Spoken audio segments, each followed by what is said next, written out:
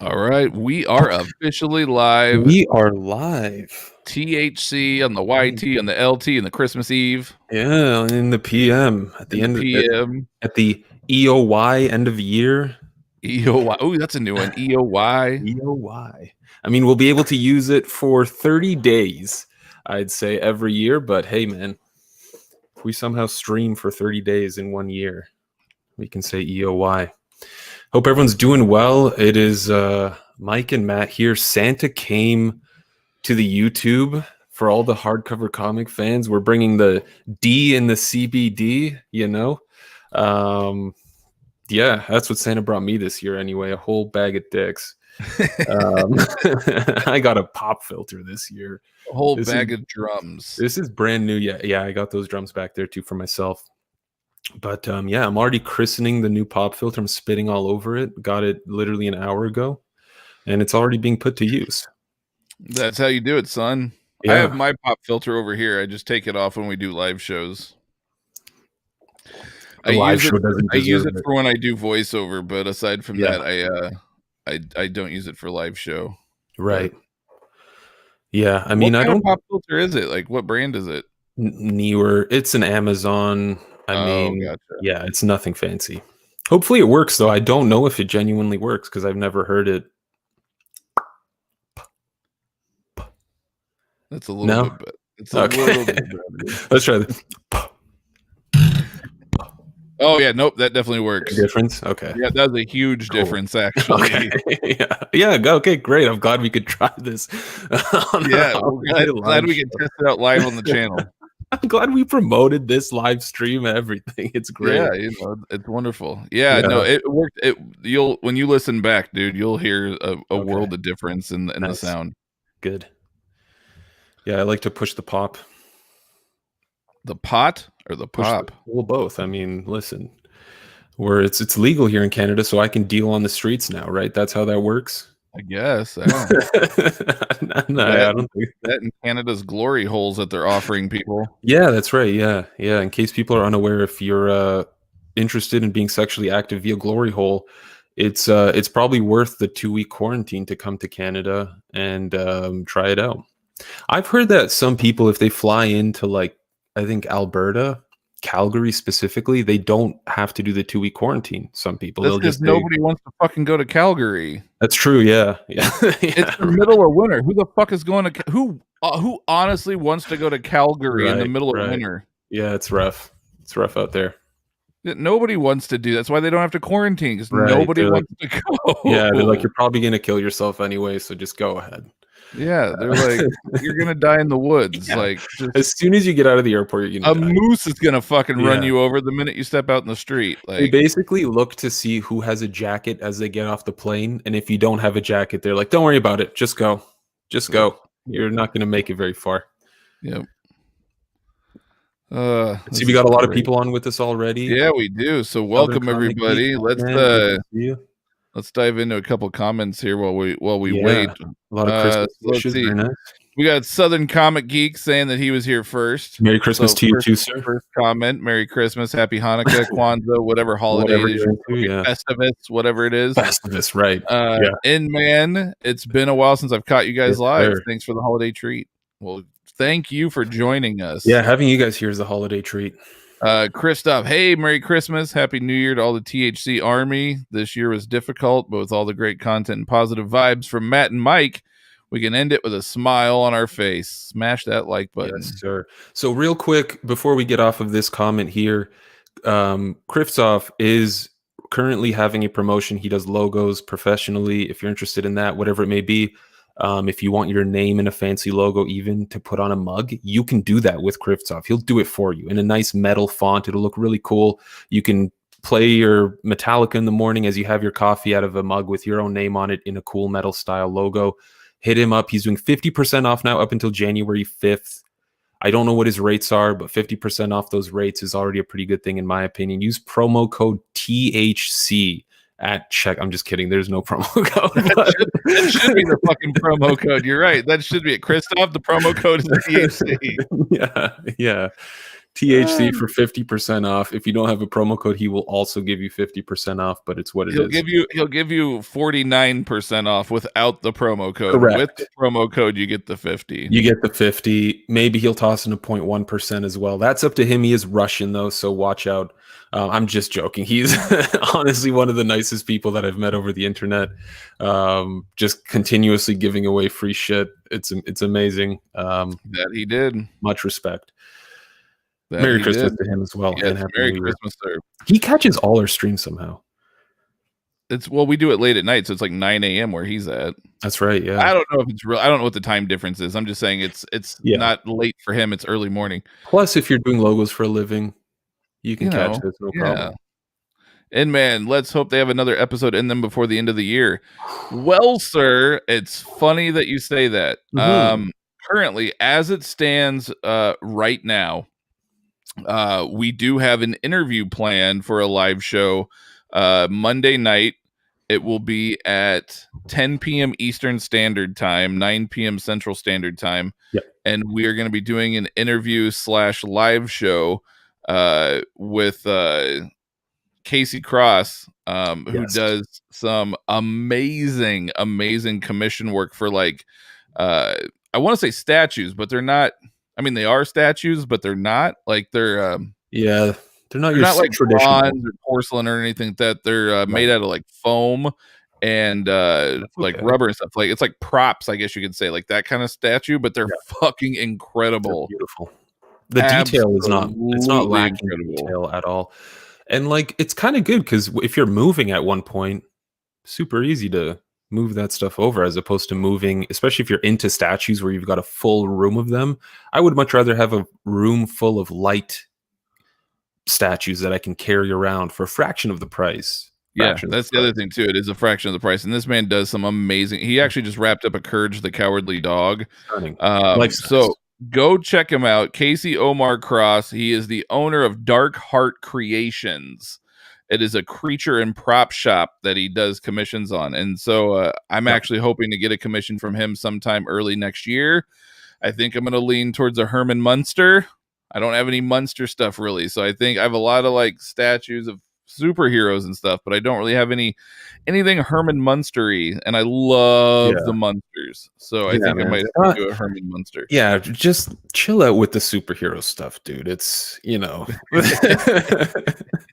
But his Instagram, if anybody wants to check him out prior to the show, his Instagram is COCross79.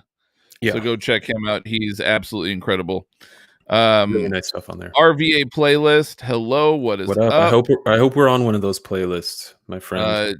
JT Gamer, Merry Christmas, Merry Christmas. Merry Christmas squared. Breakfast of Champions. Have you gotten your Detective Comics omnibus yet, Matt? Please. No. I'm, as you guys know, as I've talked about, I'm custom binding it. I have it all prepped, ready to go. But I'm kind of sending stuff in batches. And I just got word today that H&R has wrapped up with my JLA binds. It's a 5-volume JLA bind set that I'm super, super excited about. Yeah. They're shipped it to me. It should be here next Thursday, so New Year's Eve. Perfect time for Year of the Custom Bind. Very excited to get those. They also currently have a 3-volume Lobo set at their shop right now, so I should be getting those back probably before the end of January, I would think.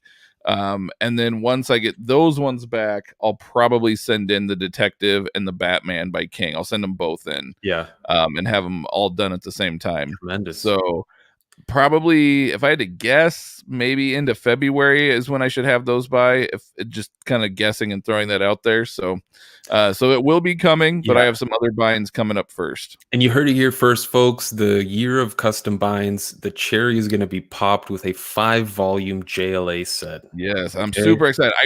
I almost asked them if they could send me pictures just because I'm so nervous about my design request and if it turned out okay. The different colors? Yeah. I am so nervous about that. Sure. Yeah. I almost asked for pictures, but I said, nope, I'm just going to be surprised. I will see what it looks like when it gets here. If it hits the spot, though, It's really gonna hit the spot. It's either gonna be the most amazing 5 volume set because it looks so dope, or you're gonna be like, I really fucked up on this one. The good news is, if I fucked up, which I don't think I did, I think it's going to turn out pretty beautiful. But if I did fuck up, you can always get dust jackets made. Worst case scenario. Of course. But I do think it's going to turn out well. I really hope that the I'm colors. sure, yeah. Well, I was very mindful about the colors, and I was like, I think if I do this right, the colors are going to pop. So I'm fingers crossed that I've never done something so colorful before. I guess we'll see what happens. Wave that flag, friend.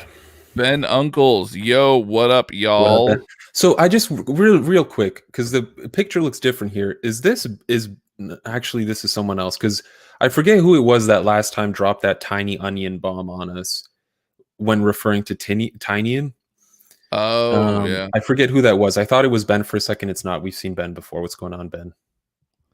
The best glory hole. Yeah, you came in. Yeah. I mean, listen, Canada's got the glory hole game down. I walk down the street sometimes and I'll just see a random hole in a fence, and I assume that that's what it's for. I don't know which side you're supposed to be on, but I guess with glory holes, it doesn't matter. Yes. As long as no one knows you're there. And man, I would say Merry Christmas, but some people might get offended. I was scolded a number of years ago at work for saying Merry Christmas, and now I say Happy Holidays instead. Yeah. I mean, that's fair. One of my friends who, rest in peace, good sir, he's no longer with us, unfortunately, but he was one of my best friends.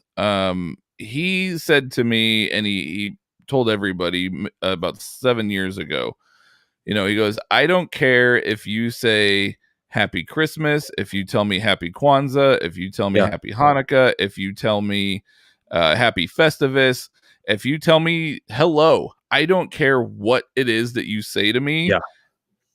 You're saying whatever it is that you follow, and I will take that as a sign of respect that you're just wishing me well. And you can wish me whatever you want to wish me, and I will accept it all. And that's really the best way to look at it.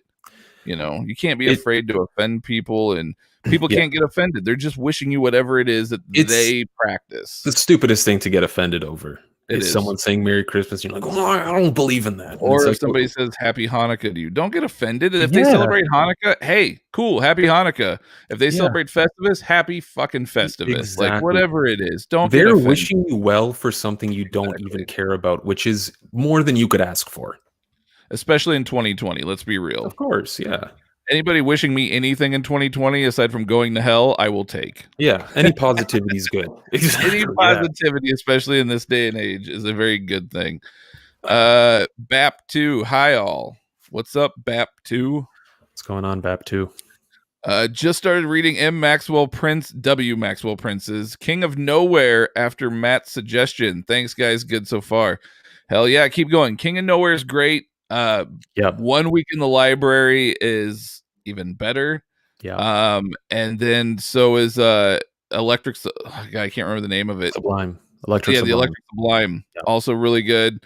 Just keep going. Just go down that W. Maxwell Prince rabbit hole. You will not regret it. No. Oh shit! You guys hear it here first. THC code for 90%. 90% off. He's basically giving it to you for free. Correct. That is insane. Granted, he charges $1,000 per design, so you're still paying $100. But I'm kidding. Yeah, we have no idea what he's hooked us up so much. I don't know what but either way, 90% off. All you have to do is go to his house and knock THC and Morse code on his door.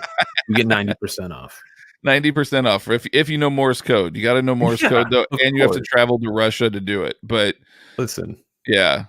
But no, everybody go follow Christoph though on Instagram. You guys can see all the stuff that he does and things. It's pretty incredible. The volume of work and it's good. It's not like it's bad. It's amazing. I can't believe how many logos he gets done. Well, he has like that fast forward video stuff that he does too. It's like he draws it all out by hand. Crazy. And then he goes in and like fixes lines and stuff with the computer, and it's insane. It's wild. It's really interesting to watch. Yeah. He'll give you color options. I mean, yeah, you can't go wrong. Go wrong. Anyway, enough sucking his dick. He's not Grant Morrison. This is getting crazy.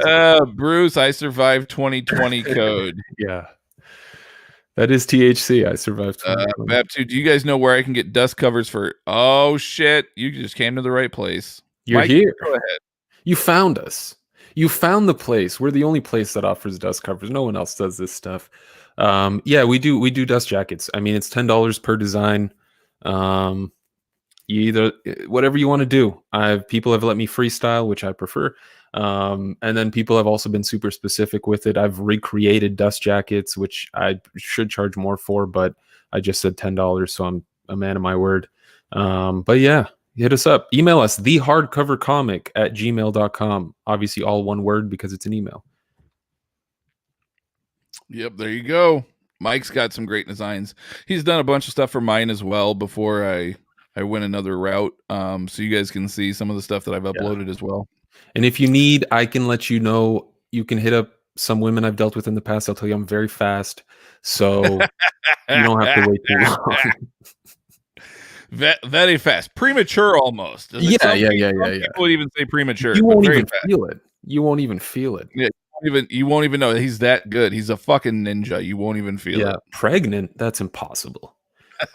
Poppycock. Good to hear about the interview on Monday. Yeah. I have a playlist solely for THC.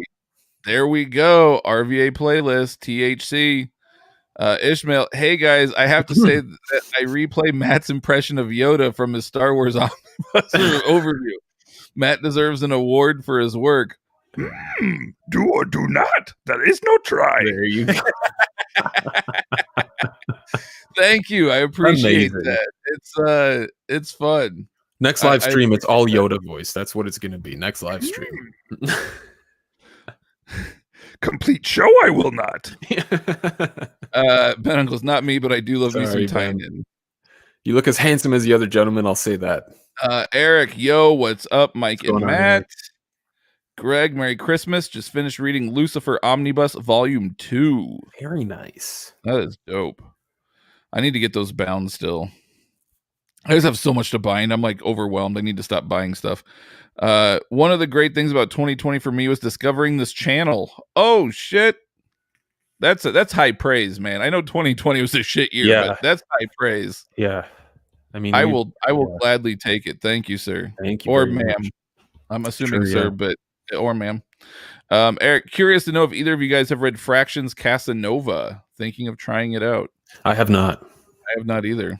I heard about it years ago, but yeah, I have not tried it. I don't know. Matt Fraction and I have a love-hate relationship. We haven't really vibed. I liked his Hawkeye. It was really good. What was that other comic he did with Chip Zdarsky at Image? Something with sex. Sex Criminals. Sex Criminals. That was very fun. Sex Criminals is hit and miss with me. I don't know why. Yeah. It was okay. Yeah. It didn't need to go on much longer than it did. Yeah. Christoph, not $1,000. My usual price is $100 per logo. So if he's giving you guys 90% off, he's doing logos for $10. Jesus. Holy shit. I might give some as late Christmas gifts to people. Yeah, like, hey, get their names done and logos and be like, here you go. Yeah. Have it on a mug. I also, I mean, in case it didn't come across while I was saying it, I was, of course, joking about it being $1,000.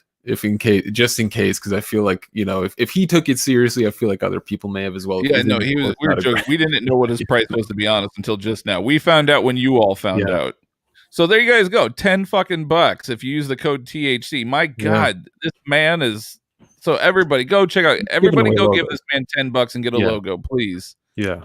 Please, you can't go wrong, even if it's just for fun. $10, dude, you can't go wrong. I mean, at this point, I'm $10 on McDonald's. Just spend $10 on a cool logo. Yeah, at this point, I'm gonna request $50 from him for the logos he made for us, based on the prices he's charging. I feel like he owes us money for the logos he made us. We're promoting logos. And he goes up? I'm gonna request money from him. I'm kidding. I'm totally. That's how good he is. He's so good. I mean, he'll pay us. Greg, I also bought the Annihilation Omni. Now all I need is the Annihilation Conquest Omni. Then I will have the complete modern cosmic run. Very beautiful. All right, so I'm just gonna give everybody a heads up. What we're gonna do is real quick. We're gonna run through these comments really quick here. We're gonna go up through Southern Comic Geek at Yep. 10:39 p.m. That'll be the last one we run through for now. We'll come back, but we're gonna run through this. Then we're gonna dive in. We're gonna do our top 10 artists. So last time we did our top 10 favorite writers. Yeah. This time we're gonna do our top 10 favorite artists. Then after that, we're gonna bullshit some more with you guys because we love hanging out. Mike can go super late tonight, as can I. So we plan on hanging out for a while. And we're going to be giving away some gift cards. But you got to do some trivia, fun THC trivia, in order to win a gift card. So make sure you guys are staying tuned. We're giving away a $50 gift card. So if you're in the US, it will be a IST gift card. If you are not in the US and you're abroad, it'll probably just do Amazon just because that's usually the easiest way. And then we're going to do another giveaway for a $25 gift card. So we're going to do a $50 gift card and a $25 gift card. And actually, I'll also throw this out too. If somebody is in the US and wants because we got a lot of people interested in custom binds nowadays. So if anybody's interested in custom binds and they want like a Herring and Robinson gift certificate, we'll do that as well. We'll get you guys a Herring and Robin gift certificate if the winner would prefer that over IST. So there you guys go. So we're gonna do that. So we're gonna have a little bit of fun tonight. We're gonna give away. We're in the Christmas spirit. Mike's got on the Santa hat. And so we're gonna have some fun. I got a little bit of beer. He's got a little bit of drink or a little bit of smoke. We're gonna jump right in here. So run through these comments and then we'll just dive right in. Ben Uncles, appreciate Mike's Christmas comic list the other day. Christmas is weird this year. That is, my kids actually aren't even with us. My wife worked today. She works tomorrow. She works the next day, and she works in the hospital in the COVID unit. So, and my in-laws asked if they could actually have the kids for Christmas so the kids could have somewhat of a normal Christmas. So we celebrated Christmas with our kids last night, and then now they're with the in-laws until Very Saturday. Cool. So it is a different year for Christmas. That's for sure. Year. Yeah, and at least with the comics, you can sort of go back in time and pretend everything's normal. Yeah, it's nice. Thanks, guys. I got all 8 volumes of IDW Phase 1 Transformers, and I need some dust jackets for them. Ooh, 8 volumes. Yeah. Email us, sir. Bap, are you in the omnibus room? I feel like I just saw a post from somebody in the omnibus room that said that they finally completed the 8-volume Phase 1 set of Transformers. And when I saw that, I'm not gonna lie, I got a little jealous because at one point I had that set too, and I was like, "Oh, it's such a good set." Now it's all digital for me, and I still semi regret the transfer. I think Transformers reads better physically, but Rosie, Merry Christmas, guys! Thanks for all you do. Thank you, Rosie. Thank you. Merry Christmas to you as well. We got to stop. All right, we're stopping after this one. Well, we said 10:39. We're gonna wrap up. I think this was the rest. This was it, actually. Oh no, you're right. You're right. Sorry, Southern Comic Geek. I thought you said bro. Yeah, my bad. Yep. Yeah, we have a couple. We have 3 more to run through real quick. So, Aragon, I have Fractions Cast and Overrun. I enjoy it. The art is great, and it's a fun story throughout. Perry, Merry Christmas and Happy Holidays. Been on a reading spree. Finished Black Hammer Library Edition 1. Nice. Yes. Currently reading Batman and Robin by Tomasi and Gleason. Another tearjerker of a book. Spree. Hell of a reading spree. Ishmael, what books have you guys double dipped on the most? What are your views on double dipping? Let's come back to that one. That one's going to take a minute. We'll come back to that one as soon as I'll jot it down in my notebook. And then last but not least, Southern Comic Geek. Christoph, I DM'd you on Instagram. There we go. We already got somebody. Go get your money. Go get your $10. Go get that. Go get that logo. All right. Anyways, we're gonna jump in. We're gonna do our fun stuff here. The top 10 artists of all time. Mike, who goes first? Like, mine is just a standard everyday fucking PowerPoint. Okay. And again, you go above and beyond and fucking do some crazy shit. I got nothing else to do. And make me look like I'm lazy. You fuck. All I gotta do is chase broads around and make cash. Yeah, I have to do none of that. No. So, you got real shit to do. Well, I went first last time, so I feel like you should go first this time. I'll go first. But at the same time, it's gonna make me fucking look bad because my PowerPoint is nowhere near the quality of yours. Dude, totally up to you. My only problem is I did this stupid thing where I've got an individual slideshow video for every single artist, so it'll kind of be a pain for me to do it, but I can still do it. Let me go first. I'll go first this time. All right. If I can just show this whole screen here, that might be easier. Bring it up. I'll add it to the stream. There we go. Oh, hang on. Let me click off. Right. There we go. Oh, I don't want people seeing my Spotify. Oh, all right. No. Well, number 10, obviously, is Mr. Mike Mignola. I put him as number 10 because I love his style. Okay, so real quick, I'm going to pause this because for me, there are a few factors here. Of course, art quality, whether it's consistent, the style of it, if it's a unique style or a style that I particularly vibe with, I put it in here. The volume of work. So how much work have these people done? I'm looking strictly at interior artwork as well. So this is not covers. How much volume of work, how many books have they done? How much variety of titles have they done? Does it matter if they've done a variety? And then what else did I factor in there? I think that's about it. Well, and also the other thing too, people, please keep in mind, and we said this on the favorite writers podcast as well, is that number one, it's all subjective. Everybody's entitled to their own opinions. Not only that, but there are so many artists out there. This was damn near impossible. Impossible harder to narrow than the down. writer challenge, I would say. Yeah, it was definitely harder than the writers challenge for sure. Yeah. I went back and forth on this one. Excuse me, way more than I did on my writers challenge. Like this one was beyond difficult. And I guarantee there's people that I forgot about that somebody's going to mention. I'm going to go, son of a bitch. I didn't even think about that one. So 100%. like, just bear with us. This was tough. This was really, really tough. Good artists. But yeah, so there are a lot of factors that go in here, and if anyone wants to question my choices, that's fine. But Mike Mignola is my number 10. The primary reason I chose Mike Mignola is for his style. Absolutely love his style. The shade work that he does is breathtaking. Right now, this is Gotham by Gaslight. One of my favorite Elseworld Batman stories. He drew the whole thing. Very creepy style. You know, he's got, again, with the shading, it's amazing. This is, I think it was called, damn it, I didn't want to forget the name, Cosmic Odyssey. He did this. Jim Starlin wrote this. It had all these DC characters, the new gods.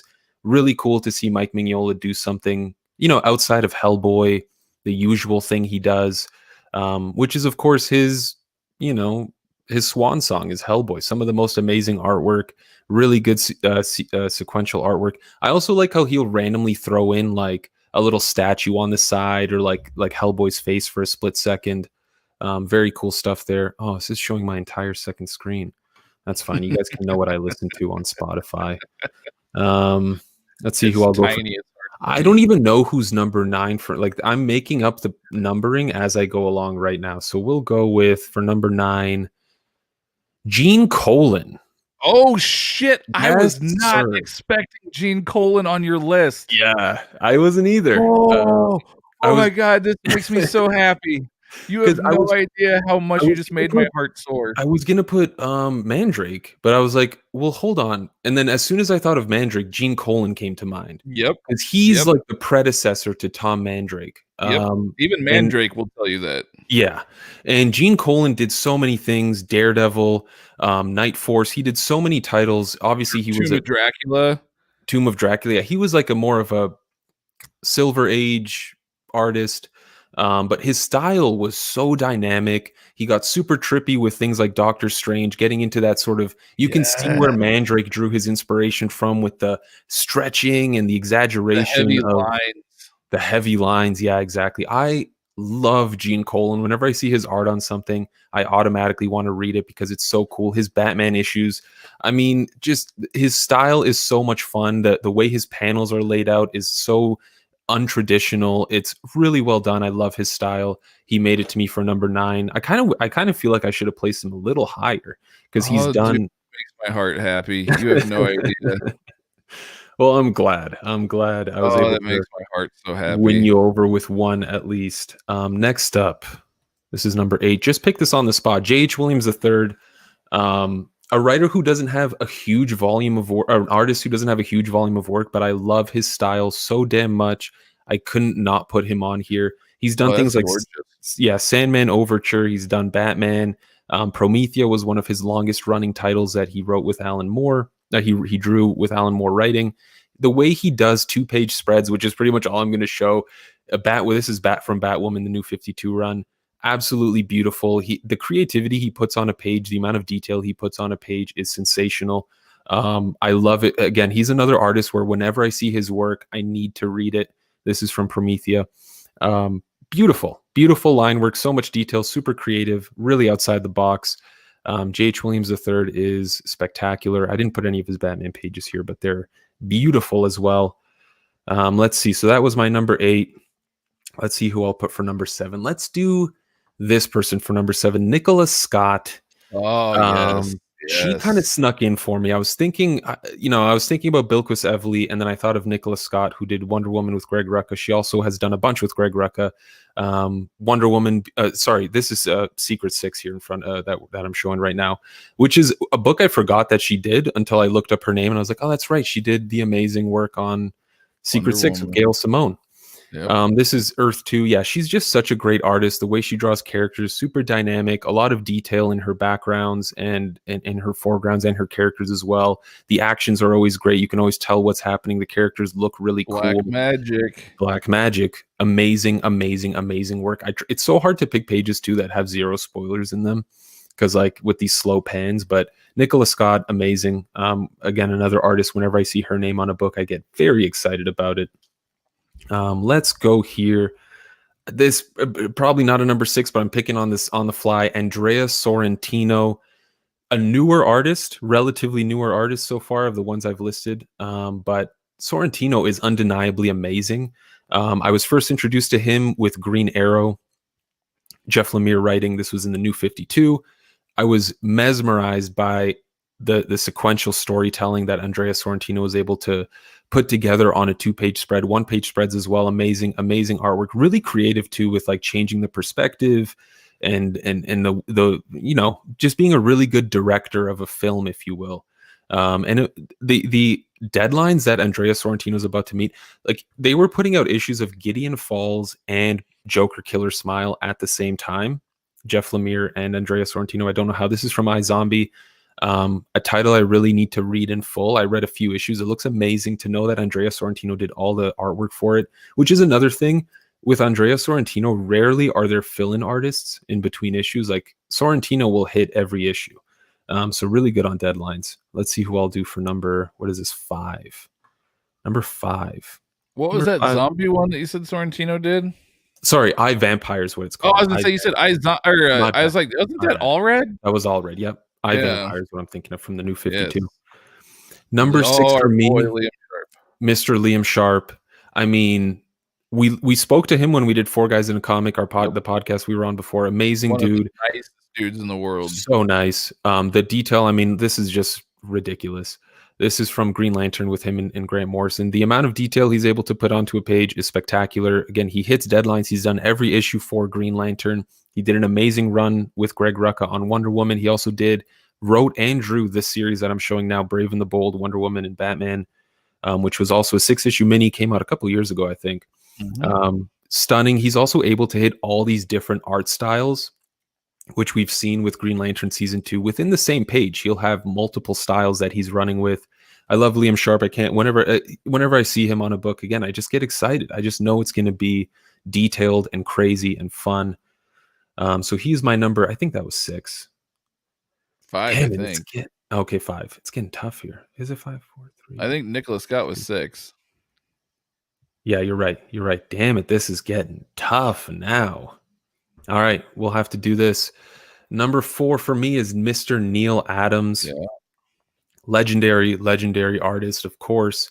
Huge volume of work, primarily known for his Batman work. I think he's doing titles now. I just remember reading the first issue he did the artwork on the Brave and the Bold for. This is the opening page. And I was like, this is remarkable. Like this kind of storytelling for a bronze, borderline Silver Age story is amazing. Like no text, just this cool cut sequence, widescreen. He did amazing work. Like obviously, he's a co-creator of Jon Stewart as the Green Lantern. You had Hard Traveling Heroes with Dennis O'Neil.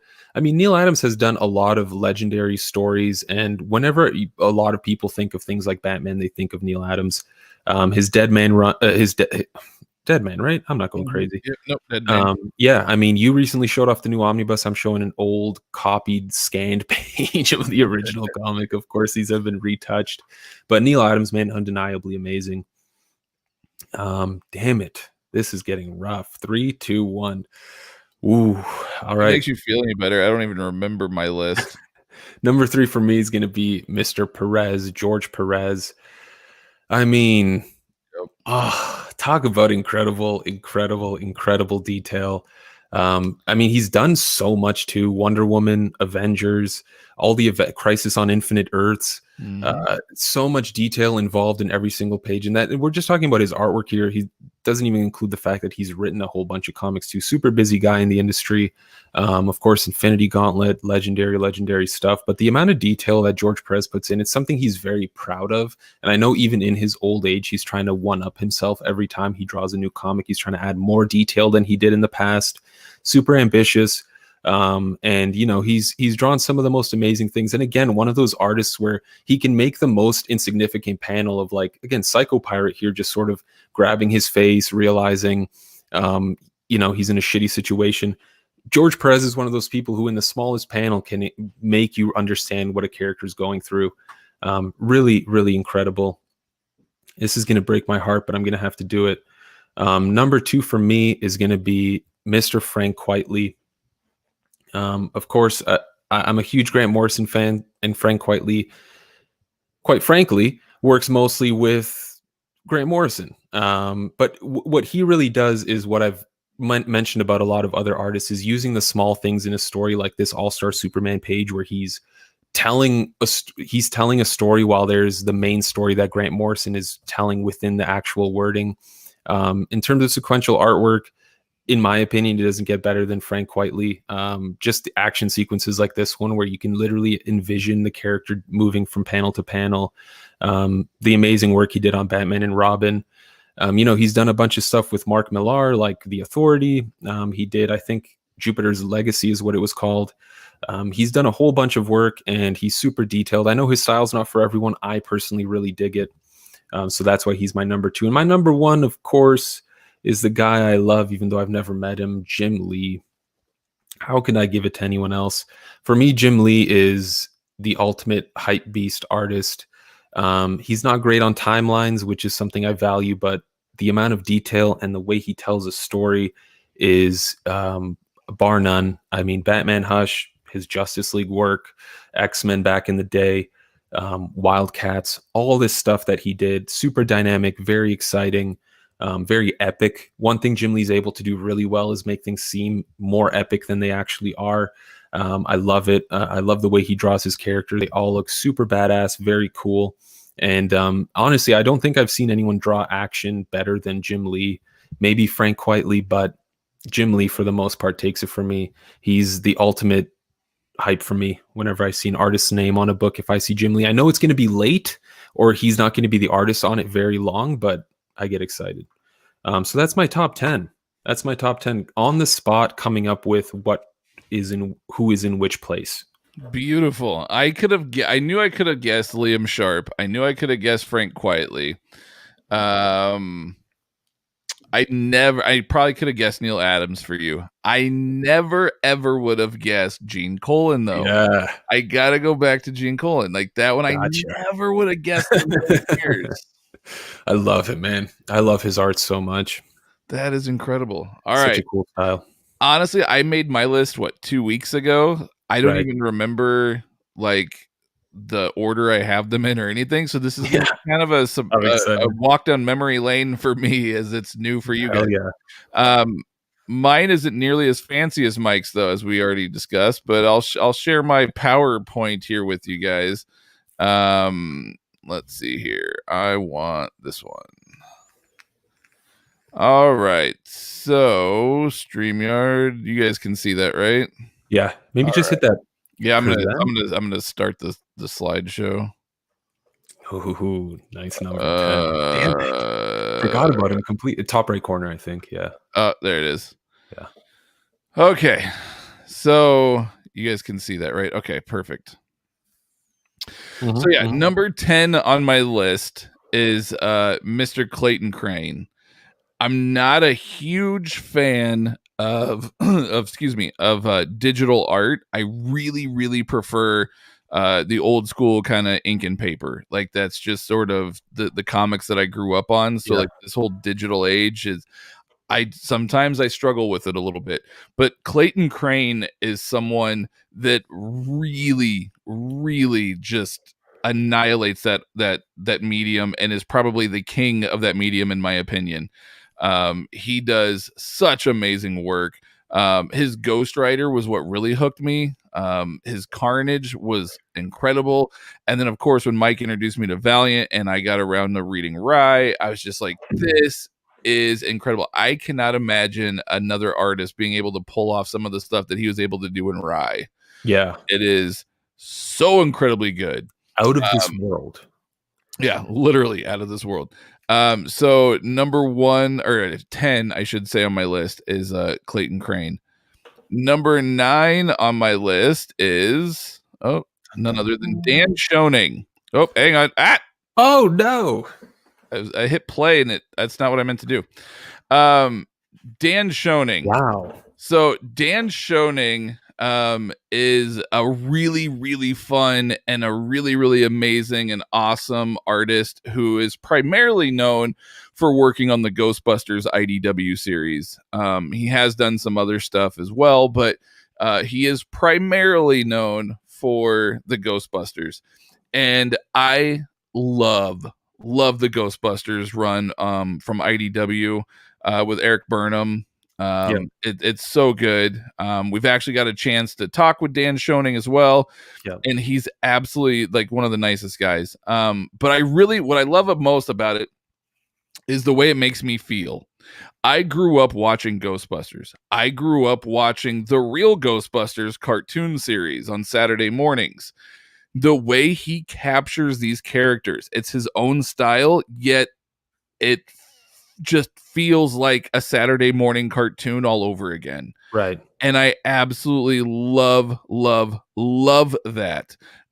Recently, just earlier this year, him and Eric Burnham did Ghostbusters meets the Transformers, which is what this Starscream is down below. And the way he even drew the Transformers was incredible. Anybody that can draw a Transformer with detail is just awe-inspiring to me. But especially Dan Schoening, just it felt like I said, a Saturday morning cartoon. And it's just that nostalgia feel, and I absolutely love what this man does. He is so cool. And he also throws in a lot of Easter eggs into like the background and stuff of his art. Right. And some of it's personal Easter eggs, like for his kid or whatever, like stuff that nobody would know but him. It's really cool to see what he does. So at number 9, Mr. Dan Schoening. And if you guys are not familiar with the IDW Ghostbusters run and you are a fan of Ghostbusters, go check it out. Even if you're not a fan of Ghostbusters, go check it out. It's great stuff. Number 8, you guys kind of saw for a quick second. Number 8 is John Romita Sr. So as everybody knows, I love my two like really big like old school characters that I grew up loving were Batman and Spider-Man. Those were like the two characters that I grew up on as a kid. And obviously the Steve Ditko, hats off to Mr. Ditko, but for me personally, John Romita Sr. really just took off and really evolved Spider-Man and his villains and things. Like, I mean, just look at that Green Goblin. It's so incredibly detailed, especially for the time period that these books were done, and their detail wasn't, it's more of an afterthought back then. It wasn't something you saw a lot of. It was just so incredibly good, and the way he draws his Spider-Man, like that is my creme de la creme Spider-Man. I love the eyes, I love the suit, I love the webs in the underarm. Cartoon version of Spider-Man. Yeah, it's like, again, Saturday morning cartoon feel. Absolutely love it. I will say, as far as Spider-Man artists go, Todd McFarlane did a great job evolving the web. If it wasn't for Todd McFarlane and him evolving the web the way that he did, it would still look like rope.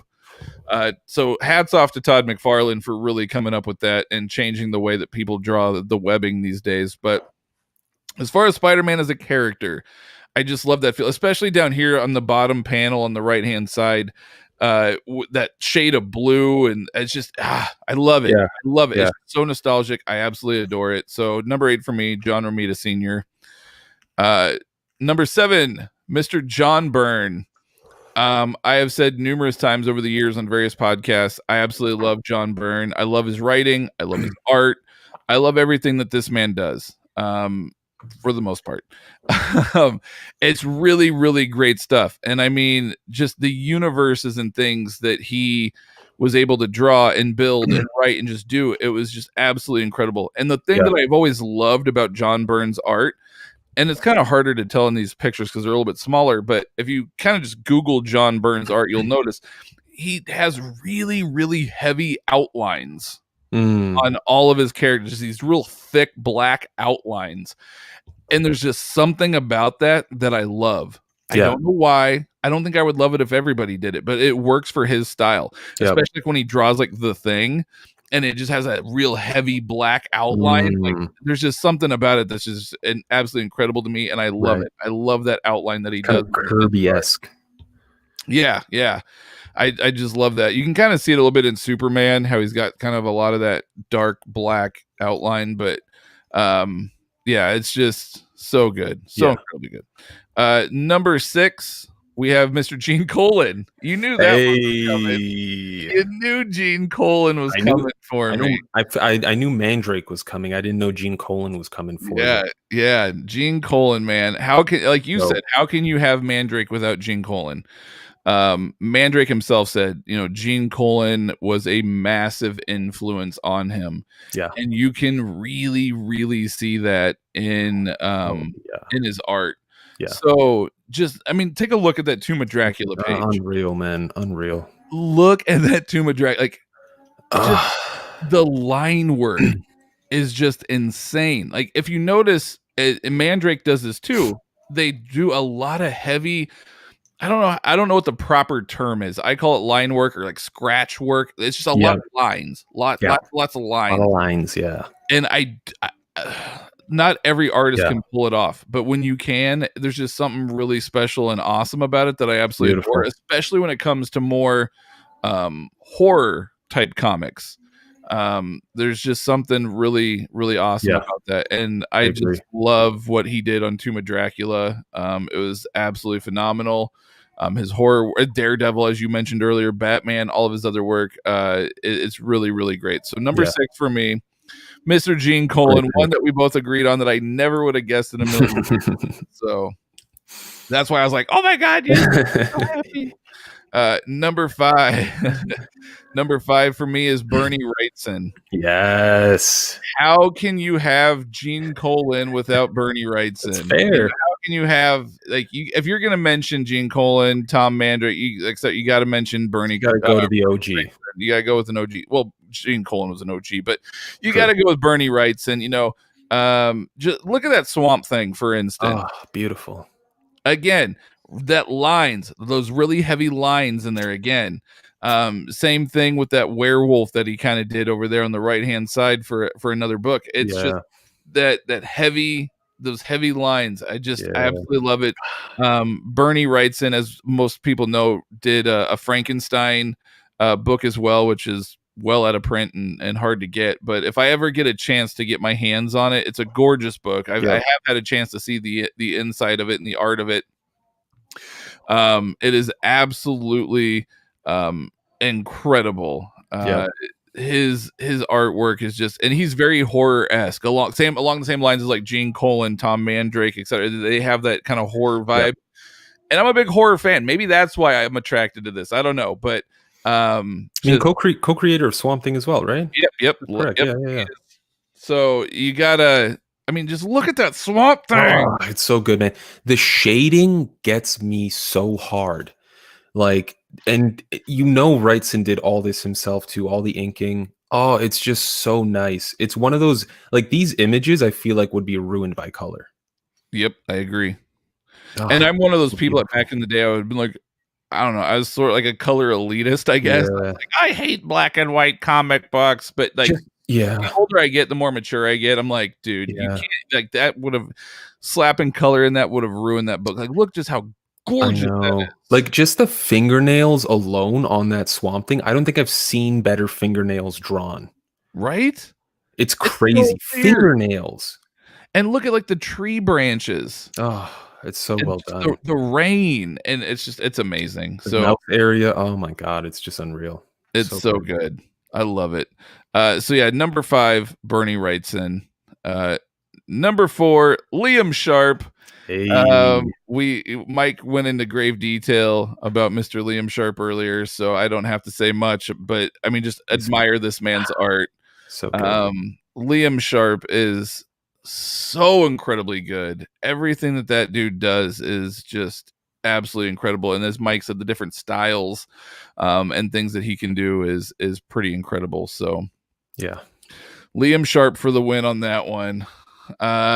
Number 3 on my Oh list, boy. Eddie Barrows. Oh I guess, damn, did Mike, not expect that. you didn't expect Eddie Barrows? I love Eddie Barrows. Damn As, it, I got as COVID from this review. as many times as I've talked about Eddie Barrows, I thought for sure you would have guessed Eddie Barrows for me. I'm disappointed in myself then. Eddie Barrows does by far one of my favorite Batmans. He has always done just such incredible art. I mean, as you guys can see, I mean, just look at that. It's absolutely incredible. The panels, the detail, Jesus. everything about it. Look at the Joker and Penguin Yeah. and Mr. Freeze, and you got Nightwing, and just the way that he uses the negative space with Nightwing in his suit, and it's incredible. Yeah. I really, really, really love Eddie Barrows. I've been a fan of his for a long time, Yeah. and anything that that dude draws, I'm checking out. I really, really dig his art. It's so Yeah. fun to really look at. Yeah. One real nod I'm going to give to Eddie Barrows too. Probably the best artist to ever draw facial expressions through the bat mask. Hmm. Detective Comics, there's a scene where Batman and Stephanie find out something and they get emotional, and Batman's mask actually he manages to put emotion through it. It's crazy. Yeah. Yep. Love, love, love Eddie Barrows. Number 2 on my list, Norm Brayfogle. Yes. How are you going to discuss Batman? How are you going to be a Batman fan without discussing Norm Brayfogle? Beautiful. Yes. Yeah, Norm Brayfogle is like, I said Eddie Barrows is one of my favorite Batman, and that is Yeah. true. He is. Norm Brayfogle obviously is also up there. Norm Brayfogle is my childhood Batman artist, whereas Eddie Barrows is my more modern Batman artist. Yeah. The stuff that Norm Brayfogle did back in the day was just so incredibly just amazing and detailed, and the different styles that he pulled off as well was really, really neat. A lot of my Batman binds that I've been reading lately, tons and tons of artwork by Brayfogle, and it just makes my heart soar when I read that. And he was a talent that, unfortunately was taken away from us too soon. Yeah. So rest in peace, Mr. Brayfogle. But that is absolutely incredible. Like, look at the Joker. Like, look at that. It's Look amazing. how freaking amazing that is. Especially when it's again the lines, heavy lines. There's something about the line work. I don't know what it is. I go gaga over line work. I guess. Just in general, that page layout as well. It's just like that's not something a normal artist puts together. No. God, it's so cool. Yeah, love it. So number 2, Norm Brayfogle. Yeah. Number 1 on my list is none other than Mr. Tom Mandrake. Yeah. Everybody saw coming. If anybody follows me, if anybody knows me at all, everybody knows Tom Mandrake is like one of my all-time favorite artists ever. As much as I love Gene Colan and I love, Bernie Wrightson and those guys, Tom Mandrake is like the creme de la creme for me. I absolutely love this man's art. As everybody knows, I'm a massive Spectre fan. The Spectre poster behind me is actually an Alex Ross one. I got my Spectre little action figure over here. I've got, my Spectre binds, and whatnot. And I really, really love that character. And honestly, that character is how I got introduced to Tom Mandrake. Yeah. I was reading that book, Spectre, and there's early on in the book, I don't remember exactly, it might even be issue 1. I can't remember which issue. It might have been issue 1. But there's a scene where the Spectre is chasing down these drug dealers, and it reminded me of something out of Freddy Krueger. He the Spectre appears like all massive and stuff in these clouds, and he like has his hand out, and it's got like 4 needles, like syringes, coming out. And he's like, they're these drug addicts. And the artwork is just so amazing. And there was something about it that just really kind of hit my soul in a way where I went, I love this man's art. Mm-hmm. And then I read obviously the entire series of the Spectre, and as I was reading, I was just going, this is incredible, this is incredible, this is incredible. So, and then of course, he went on to do like Martian Manhunter and other books as well. And they're all really, really great. But the Spectre is like the ultimate book for me. I'm almost getting emotional thinking about it. Like, I don't know why. It is like the most amazing title I've ever read, and the art in it just really hits home. I mean, just look at this. Look at those pearls. It's beautiful, man. And the lines, again, those heavy scratches and the lines. I mean, look, you got crazy Ellen Moore over here eating an arm. Like, it's very difficult to make a dude in a Speedo and a cape look cool, badass. And look at that left page. I mean, I do not care that he's just wearing a Speedo like a bodybuilder at a show. Yep. I don't care. It looks fucking cool. Yeah. Tom Mandrake, he's I would love to see Tom Mandrake do like a Scarecrow Batman arc where like things get really weird with Scarecrow. That would be absolutely the needle thing you said made me think of that, like where it's like, the Scarecrow arc would be. Yep. Yeah. It's amazing. Seeing it in black and white too. I mean, I wish they'd do an omnibus of the run in black and white. I wish they'd do an omnibus of the run, period. I would double dip on that so hard. Fair enough. Yeah, fair enough. So hard. Hard. Yeah. Yeah. So for sure. And then if I remember correctly, I did an honorable mention. Oh, okay. I did. So we did honorable mentions last time, and I'll say mine next. I'll say mine after. Did you do an honorable mention? I have some. Okay, I was like, I expected you to do honorable mentions. I forgot to make a little video. Yeah. Okay, so my honorable mentions are Alex Milne, who's over here on the Transformer side. Alex Milne is one of the greatest Transformers artists in the history of Transformers comics. The detail, everything that this man does is just absolutely incredible when it comes to Transformers. I've never seen it's like a lot of people's complaints when they read Transformers books is that they can't tell them apart from one another. Right. And I get that complaint. I do. And sometimes you're even digital. It's a little hard because of a smaller screen. But when you have like those nice IDW hardcovers, it's so easy to, especially when Alex Milne is the one drawing them. Yeah. The art is so easy to be able to tell like who's who, and really like each person has their own unique characteristics and qualities about them that are just absolutely incredible. So Alex Milne for his Transformers work, all the way up. Of course, I can't believe this one wasn't on your list, Mr. Brian Boland. I love him. Yeah, Brian Boland, absolutely incredible. Obviously, Grant Morrison's work on Animal Man, Judge Dredd.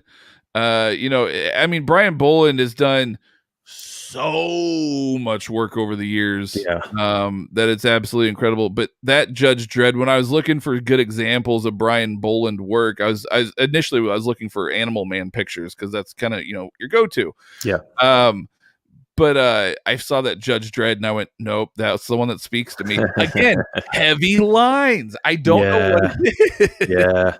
There's just something about that, heavy lines. I think there's also something to be said about artists who ink their own work, their own pencils. Yes. There's a big difference. Yes. Definitely. There's so much emotion, I guess you could say, that goes into it. And it's, I don't know. It just, you can feel it. You can feel Judge Dredd's pain in that picture. You know what I mean? Like, it's the definition of Judge Dredd is Brian Boland. For Yes. sure. Like for me Yeah. personally, when I think of Judge I, Dredd, it's a Brian Boland well, cover. I have the Judge Dredd Brian Boland book over Right. here, and Right. it's just it's so incredible.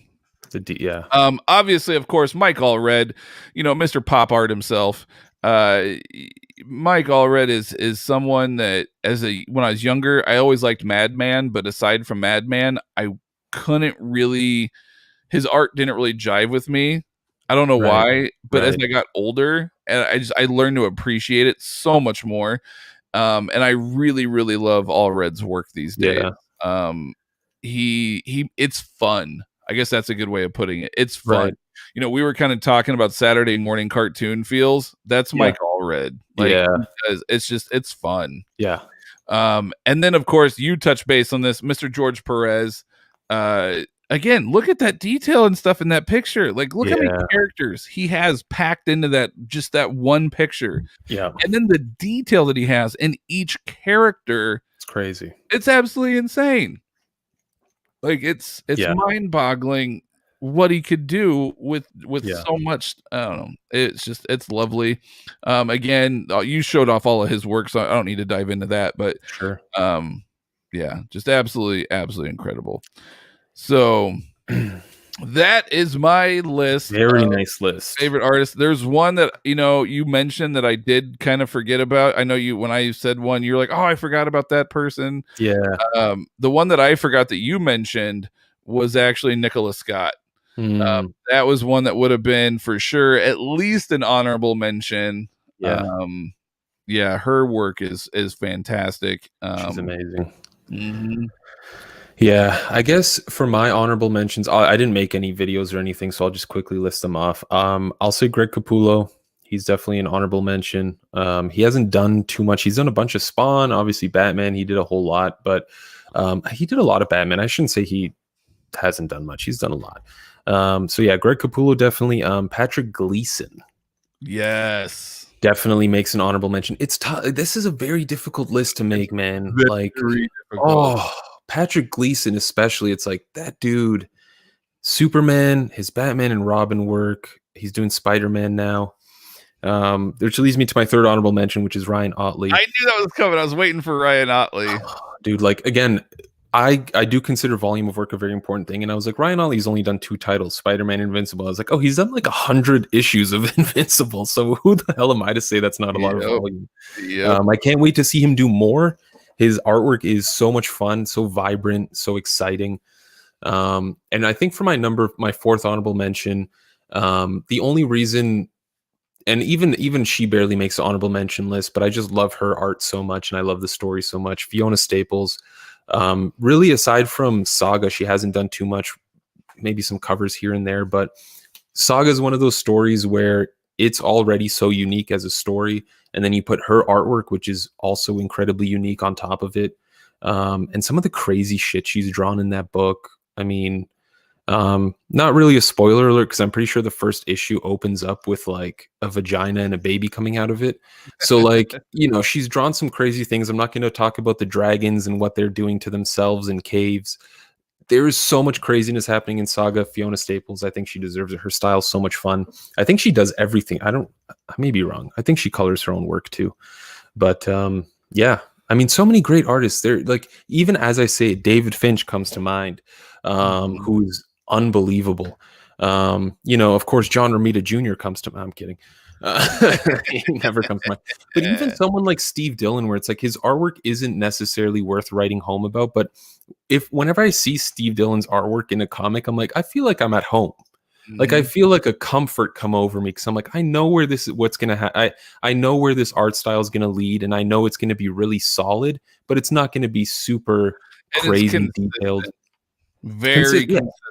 Yeah. And very recognizable. The minute you see it, you go, Steve Dillon. You don't even question it. Yeah.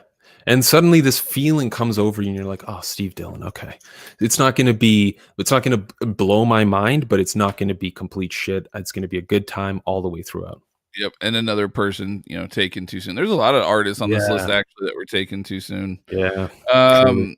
There's a few others as we sit here, and I just keep thinking, about names and things that didn't make the list for whatever reason. Either I just didn't think of it, or like I said, these lists could also change weekly. Yeah, There's just yeah, so yeah. many incredible artists. Um, Chris Sprouse was one. That I came thought to about mind, him and too. I was like, I love Chris Sprouse. Ivan Reyes, Yeah, Ivan Reyes. Ho- Doug uh, Monkey. Fuck, man, it's so hard. uh, I can't remember. I'm gonna mess up his name now. Jose Juan Reap. Oh yeah, Yes.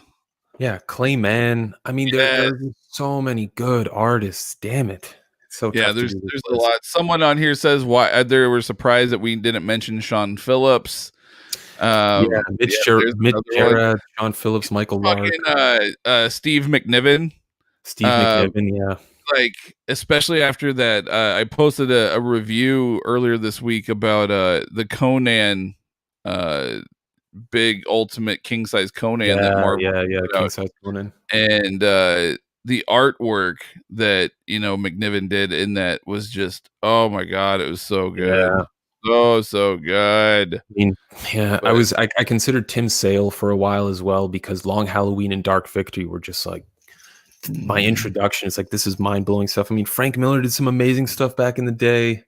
It's tough, man. It's Jack Kirby, like Steve Ditko. There are so many artists where like you want to cherish the fact that they created all this amazing work, but then also you need to give the new guys credit because they're the ones doing artwork now and they're the ones pushing the it's envelope. tough, man. This is a It's so really rough. when you're narrowing it down to basically 14 with your honorable mentions. It's almost impossible. Yeah, But truly. well, there you guys have it. Maybe we'll do an update next year. Maybe some of our stuff will change next year. Who knows? Like I said, Yeah. it's an ongoing thing. But last time we told everybody, hey, let's shoot us your guys's list of your guys's top artists. We're gonna Right. ask the same, or top writers, sorry. And we got a few submissions. So if you haven't submitted and you want to submit, please still feel free to submit your top 10 Yeah.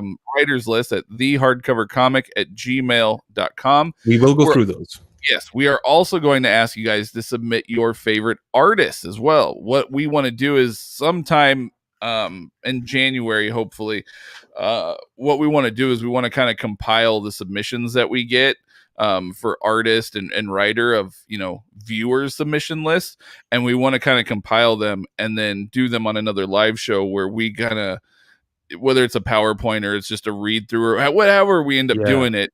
Yeah. I guess that'll kind of depend on how many I submissions have we to get. make all these fancy slides. Yeah, it'll just. I mean, you said you have no time, or you have all the time in the world, so you have nothing to do. Yeah. But yeah, it'll depend obviously on how many submissions we get. But go ahead and submit stuff to us, and we'll course. throw it up on another live stream. It'll be a lot of fun. Yeah. Yeah. These are so much fun to make, but very difficult to make. Yeah. Let's see So what people thought of our lists. Oh boy. So jumping back into comments here, let's just jump back up to where we left off, shall we? Just so we don't forget anyone. Sure. Yeah. And then once we get through some comments here, we're don't forget, you guys, we're still giving away a $50 gift card and a $25 gift card tonight as well for some THC trivia. It'll be fun, and it won't be too hard. $75. It won't be too hard. Well, we want different people to win. Fair enough. It'll be fun though. I think, I hope. So going back to the comments, Ishmael had asked us what books have we double dipped on the most, and what is our basically opinions on double dipping. The books that I've double dipped on the most. I usually, if I end up double dipping, I will usually sell off one of the other. I don't usually keep them both. I usually sell the other one off. But a book that I will double dip on is going to be Lock and Key when that new compendium drops. I'm going to get the the Keypendium. I'm getting that, and I'm going to keep the master editions. Madman, I have Gargantua and Atomica, and when those new Snap City Library editions come out, I will for sure be double dipping on those as well. If they ever do make a Spectre omnibus, I'm double dipping like a mug on that one. A part of me was debating on double dipping on the new Moon Knight omnibus because I do have the 2 custom Moon Knight omnis that cover the exact same material, and my customs are oversized. So I mean, it's like the real thing. So I was like, I don't know how I feel about that one, just Yeah. because it's identical. I don't know what the point of that would be other than just to help sales.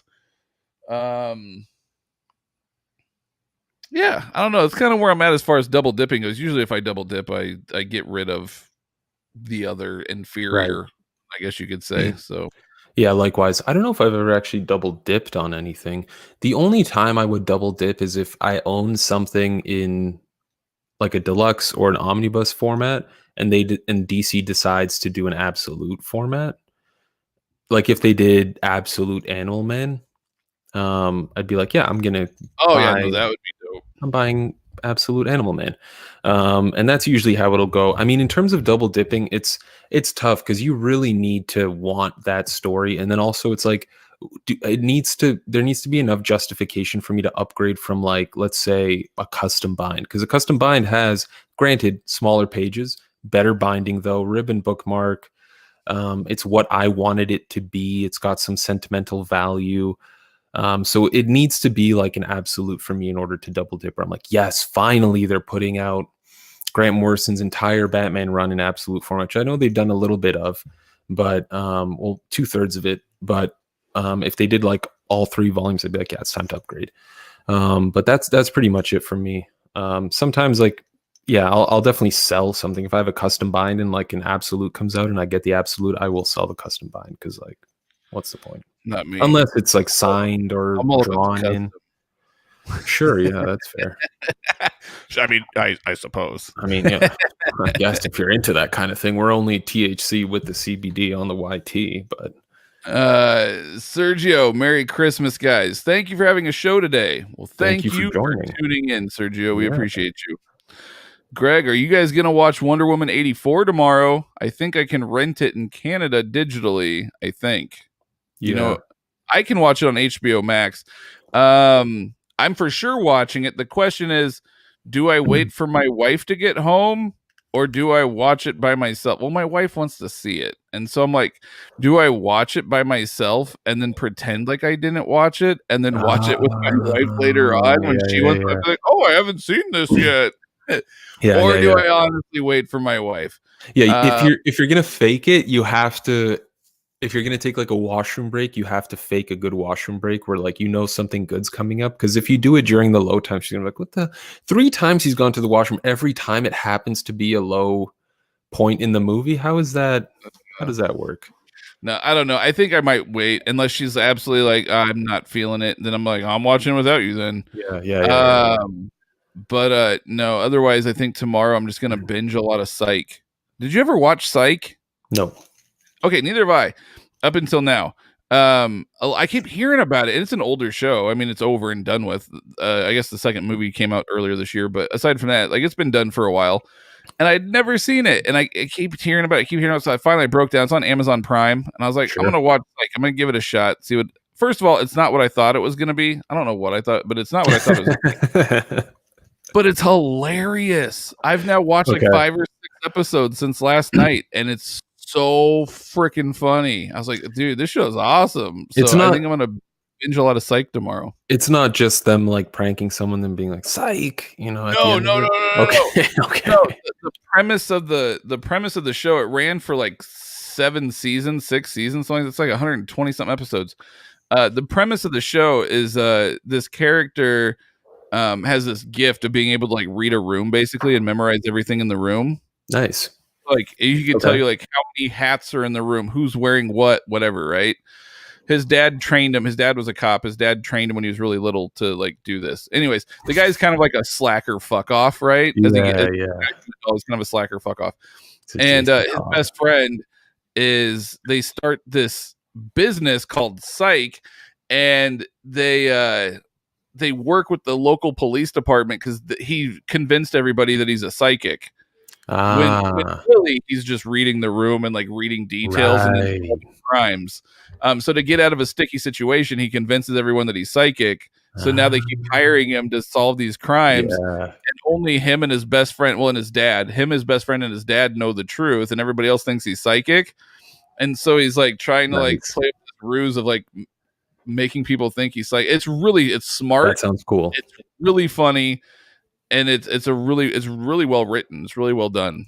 That sounds cool. Yeah, I was picturing like an Ashton Kutcher type show where he just pops out. Yeah, exactly. I don't know what I thought it was, but it's so good. I recommend. It's on Amazon Prime. So check it out, dude. It's great. I know you got Prime, so okay. Yeah. I'll check it out. It's I'll great. give it a shot. You won't be disappointed. I found myself laughing out loud several times. That's good. Conroy Jet, IST or Herring and Robinson? It's a Sophie's choice. Correct. That is true. Well, not for me. For me, it's Herring and Robinson all the way. But promo code THC at checkout. Promo code THC. No, we should talk to them though and see if we can get a promo code. Probably not, but you know. Do you all have a Discord? I have like a personal one that I use for. I play Marvel Strike Force, and so like my alliance uses Discord, so I have it for that reason, but that's the only reason. Is it too much now if we try to move our little chat room from Line to Discord? Do you think I don't know. I hate Discord. Okay, so let's stick with Line. So Simian Logic, we use an app called Line, Line. Maybe you've used it for mobile games in the past. Just look that up. Anyone else who's interested, we do have the hardcover comic chat room. Matt and I are both in there. 30 people or so are in there. Just look up either Matt or myself. My name online is The Superior Nova, all one word. Matt is Draven, Draven 402. Add either one of us. We'll get you in the room. There's conversations happening every day. I mean, people talk about whatever, anything comic related, life related. I mean, some guy was telling us last week about how his dog had broken a leg and he needed money for an operation. I'm just kidding. That never happened, but we talk about anything in there is the point. It's honestly kind of become like a small little family for those that are active in the room and actively talk in the room. It's really kind of become sort of a small little family. Yeah. So everyone shares their hauls. It's great. It's lovely. It's awesome. It's a lot of fun. It's a good way for us to interact and connect with people too. Yeah. It's nice.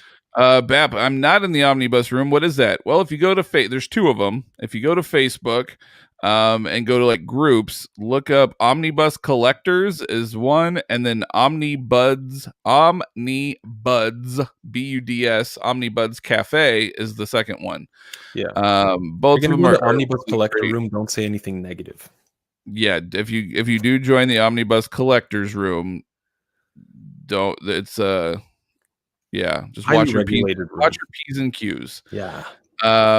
Omnibuds is another great place where a lot of people buy and sell books. You can sell over cover in that room. The Omnibus, you cannot sell over cover, so there's a little bit of a difference there. Omnibuds is a little bit more relaxed. It's where more of the against the grain people like to hang out, I guess you could say. The people that aren't always PC. Yeah. But yeah, so either way, I'm in both. They're both excellent rooms. I highly recommend them. You'll learn a lot being in them too, especially if you're newer to hardcovers. That's how I learned a lot when I first started collecting. So yeah, great stuff. Yeah, fun rooms. Mike, art pimping ain't easy. Taint. Nope. All right, so here we go. Now we're jumping into what people thought of our art choices. Hell yeah, Mike Mignola is one of my favorites as well. There you go. I'm very curious to see Mike's Spotify. My year end came out, and 4 of my top 5 songs were Paw Patrol for car trips with my. Can I tell you something, Ben? I have no kids. That was my top 4 as well. Paw Patrol will be there on the tempo. Paw Patrol. Honestly, my Spotify year wrap up surprised me a lot.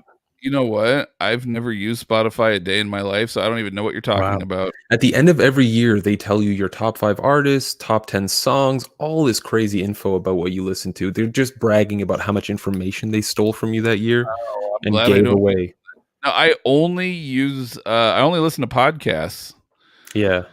And Well, so dude, now, you want but that I like, JRE? I know You I gotta love get. JRE, so now I'm gonna have to listen to Spotify, just Yeah, listen to man. JRE going forward. But Can I be right now honest with I got a lot of Kevin Smith podcasts to catch up on currently. So Yeah, the JRE transition has been kind of rough for me because, like, I would always download my podcasts on Apple Podcasts, but yep, now with same here. Spotify, you have to download the entire video podcast. At least as far as I'm aware, if anyone knows how not to do that, please fucking let me know because it takes like 20 minutes to download each episode and it's driving me insane.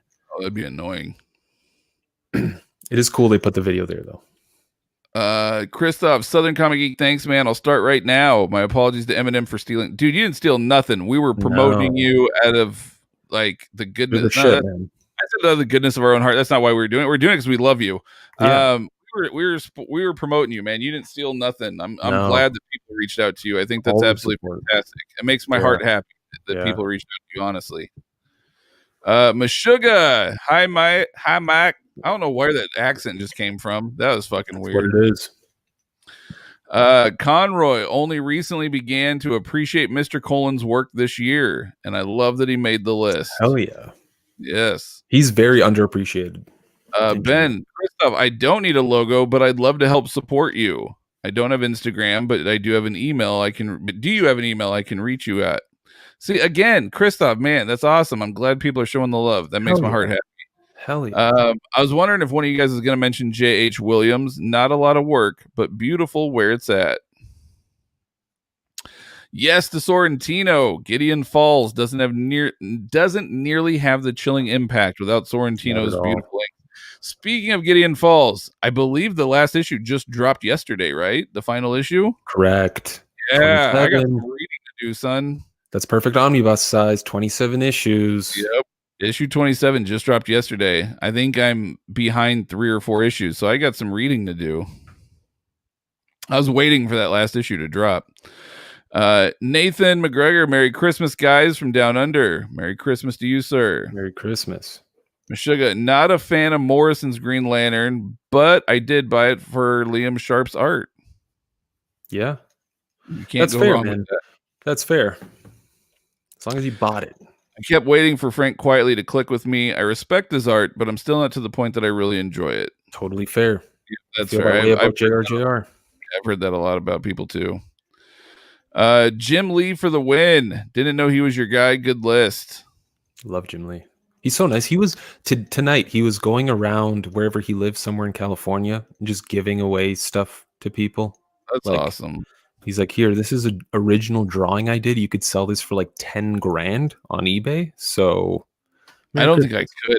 If I ever got something, dude, I don't think I could. Oh, but if you had no idea who, like, if you're just, I'd be like, street, all right, I'm gonna sell this. Yeah, yeah. Dennis Cowan. Speaking of Dennis Cowan, I actually just picked up. Ooh. It's over there. I'll grab it later. Yeah. I actually just picked up the mini deaths of Vic Sage hardcover. Jeff Lemire, Dennis Cowan on art on that one. Pretty excited. It's that black label, nice oversized, like really oversized hardcover. It's very nice. Heartily agree on Dennis Cowan, especially his run on Batman Confidential. I haven't read that.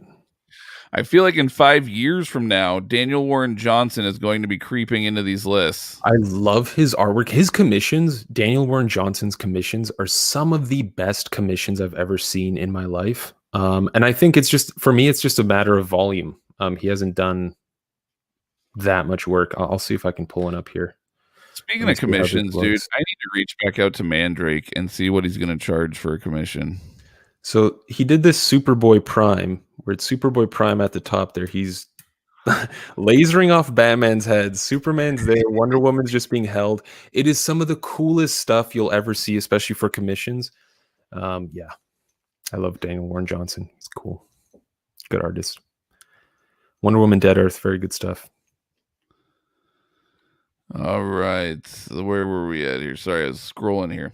A little late to the stream. Hope Jorge Jimenez at least gets an honorable mention. See, again, name that is totally deserving.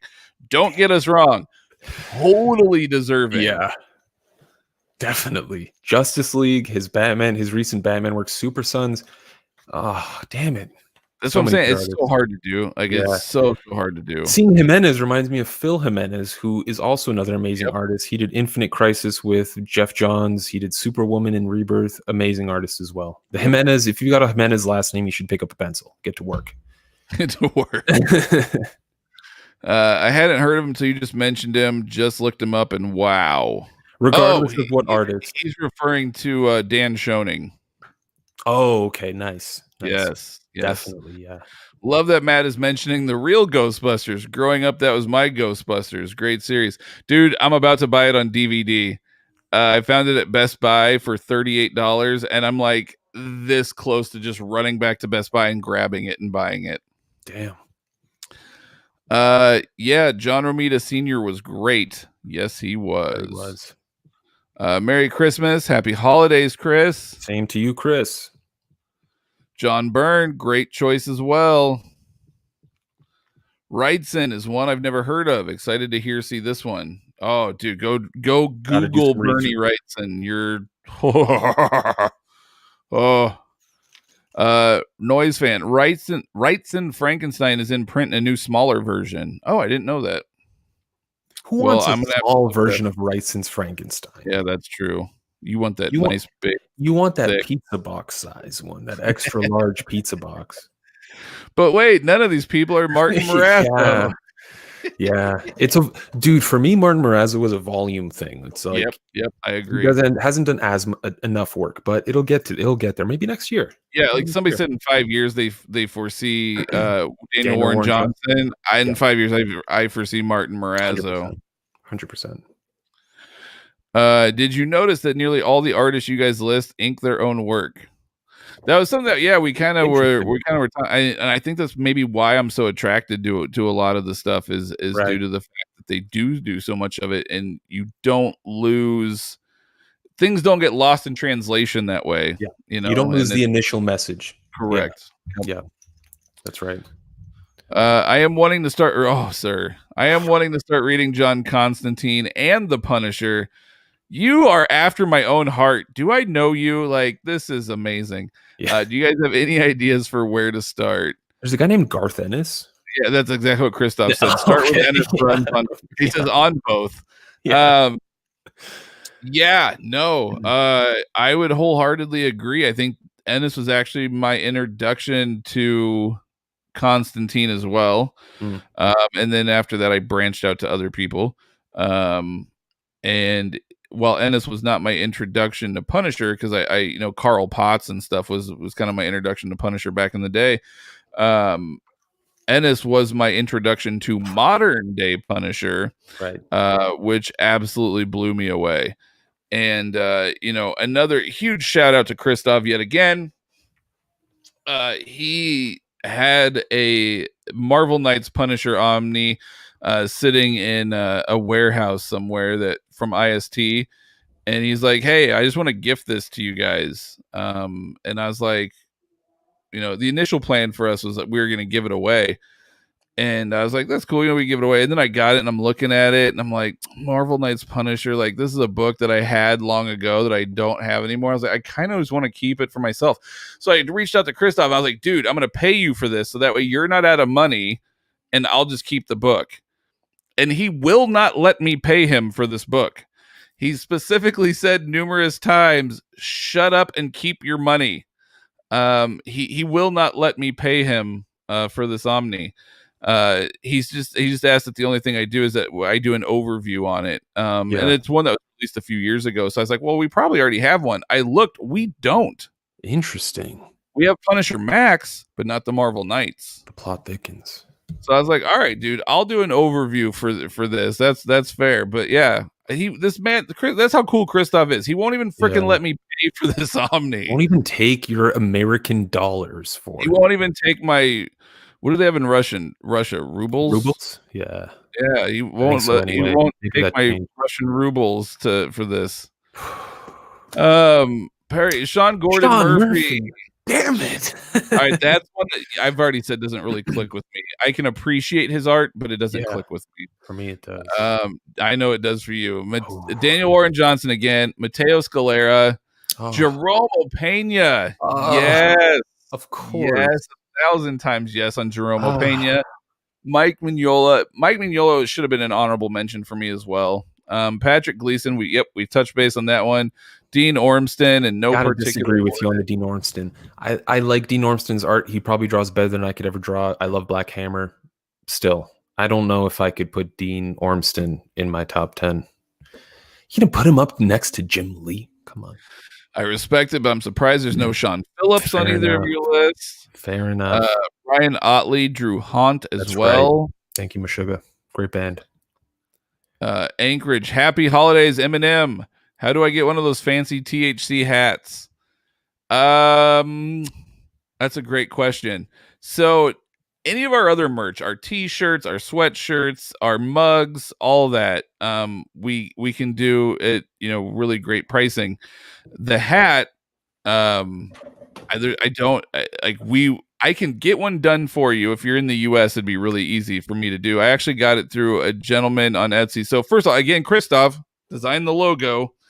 I had a gentleman on Etsy embroider this for me, and I was really kind of nervous to test him out, but I thought I'd give it a go. And he did an incredible freaking job. Incredible job on this hat. It's one of the most I've had a few hats embroidered in the past, and this is by far the best one I have ever had done for personal stuff. So if you want one, I can certainly get you one. I want to say it ran about, with shipping and everything, taxes, all that, I want to say it ran about $35, which, I mean, is the price of, like, I guess a normal hat these days, a sporting hat these days. But I don't know many people that want to shell out $35 for a hardcover comic hat, aside from myself. So maybe even Mike I can get one. Maybe Mike could be willing. He's about the only other one, probably. So I mean, if you US dollars, I'm more than happy to set you up and get you one. But unfortunately, it is like $35, and all proceeds go to the Etsy guy. Yeah. Taylor Mignola, Sam Keith. Yeah, Sam Keith is great too. Bill Sienkiewicz, Jack Kirby, Jeff Darrow, Frank Quietly, Chris Ware, and Dave McKean. Oh, Dave McKean. Yep, that's another no-brainer. Jeff Darrow's amazing, but not enough volume for me. Well, I thought you were going to say Jeff Darrow's amazing. Yeah, Jeff Darrow's amazing, but kind of a dick. An asshole, kind of a prick. Maybe he's just having a bad day. I won't hold that against people. Steve Rude. Barry Windsor Smith, the original Conan. Yes. Incredible artist. Yes. He did a lot of early Wolverine stuff too, if I remember correctly. Yeah. I mean, I think for the most part, you and I don't hate many artists. I'm very excited to do our top 10 worst for writers and artists as well. I almost feel slides bad. of John I Romita almost Jr. feel bad doing that one. Because we'll preface it all by saying, listen, we haven't written or drawn anything. Yeah, and I can't draw to save my fucking I'm life. not saying I'm as good as these people, but relative to everyone else, they're trash. John. Barry Windsor Smith's great, though. Yeah, I'd feel bad doing it, like the worst ones. McNiven was very reminiscent of that Barry Windsor Smith Conan work. So Southern Comic Geek's referring to that king-size Conan that just dropped yesterday. Yeah. Yeah, dude, and it was incredible. Like, that I've never felt so compelled to write a review on a book that I read like that. Like, it was so good. I loved it. And if anybody hasn't checked out the review, it's just a little blurb that was written and posted to our Instagram. I think on Monday, because I got an advanced copy to read. But it's so good. And I'm not even a big Conan fan. As I kind of mentioned in the blurb, I was like, this is really sort of the first time I've ever really given Conan a chance. I guess we'll see how this goes. And it was so good. Yeah, you wrote a review, and I was like, how come our regular guy isn't writing this review? What's going on here? To be honest, because I didn't send it to him. Yeah. Because I wanted to read it, and I was like, well, this one intrigues me, so I'm gonna write this review. Yeah. And he didn't give me the reviews for this week. He messaged me and he goes, hey, I'm gonna do the reviews probably, like, he goes, I'll get them to you on Wednesday night instead of Tuesday night. And I go, that's cool. And I still never got them. That's right. This week's kind of a loss. I Yeah. did it up for Monday. We're good. I love Steve McNiven. I think his artwork is incredible, but my biggest problem with him is he never hits deadlines. Like rarely hits deadlines. I remember when Death of Wolverine was coming out, he drew the 4 issues for that, and it took like 6 months for it to come out. Dude, Gary Frank, another God damn it, man. And I love Gary Frank. He would have made my top 10. Completely forgot about him. Yep. Like I said, man, the list is going to be ever changing. Yeah. Email, excuse me, email will be heading out. Awesome. Sweet. Do you guys like Tony Moore or Jerome Opeña? I love Jerome Opeña. I'd give it to Jerome Opeña over Tony Moore. They both did, I think, which is why B. Gonzalez is referencing both of them. They both worked on Fear Agent with Rick Remender. Jerome Opeña is definitely the way to go, though. Tony Moore's good, but I would agree. Is it Jerome or Jeremy? I think it's Jerome. Jerome. I hope. That's how I'd say it. Noise Man, are those E-drums in the back of the room? Yes. Neil Peart loves comic books. I didn't know that. Did you know that? I did not know that. It's my newest gift. That was my gift to myself this year, was that 7-piece E-drum set. Do you know who Neil Peart is? Yeah, I know who Neil Peart is.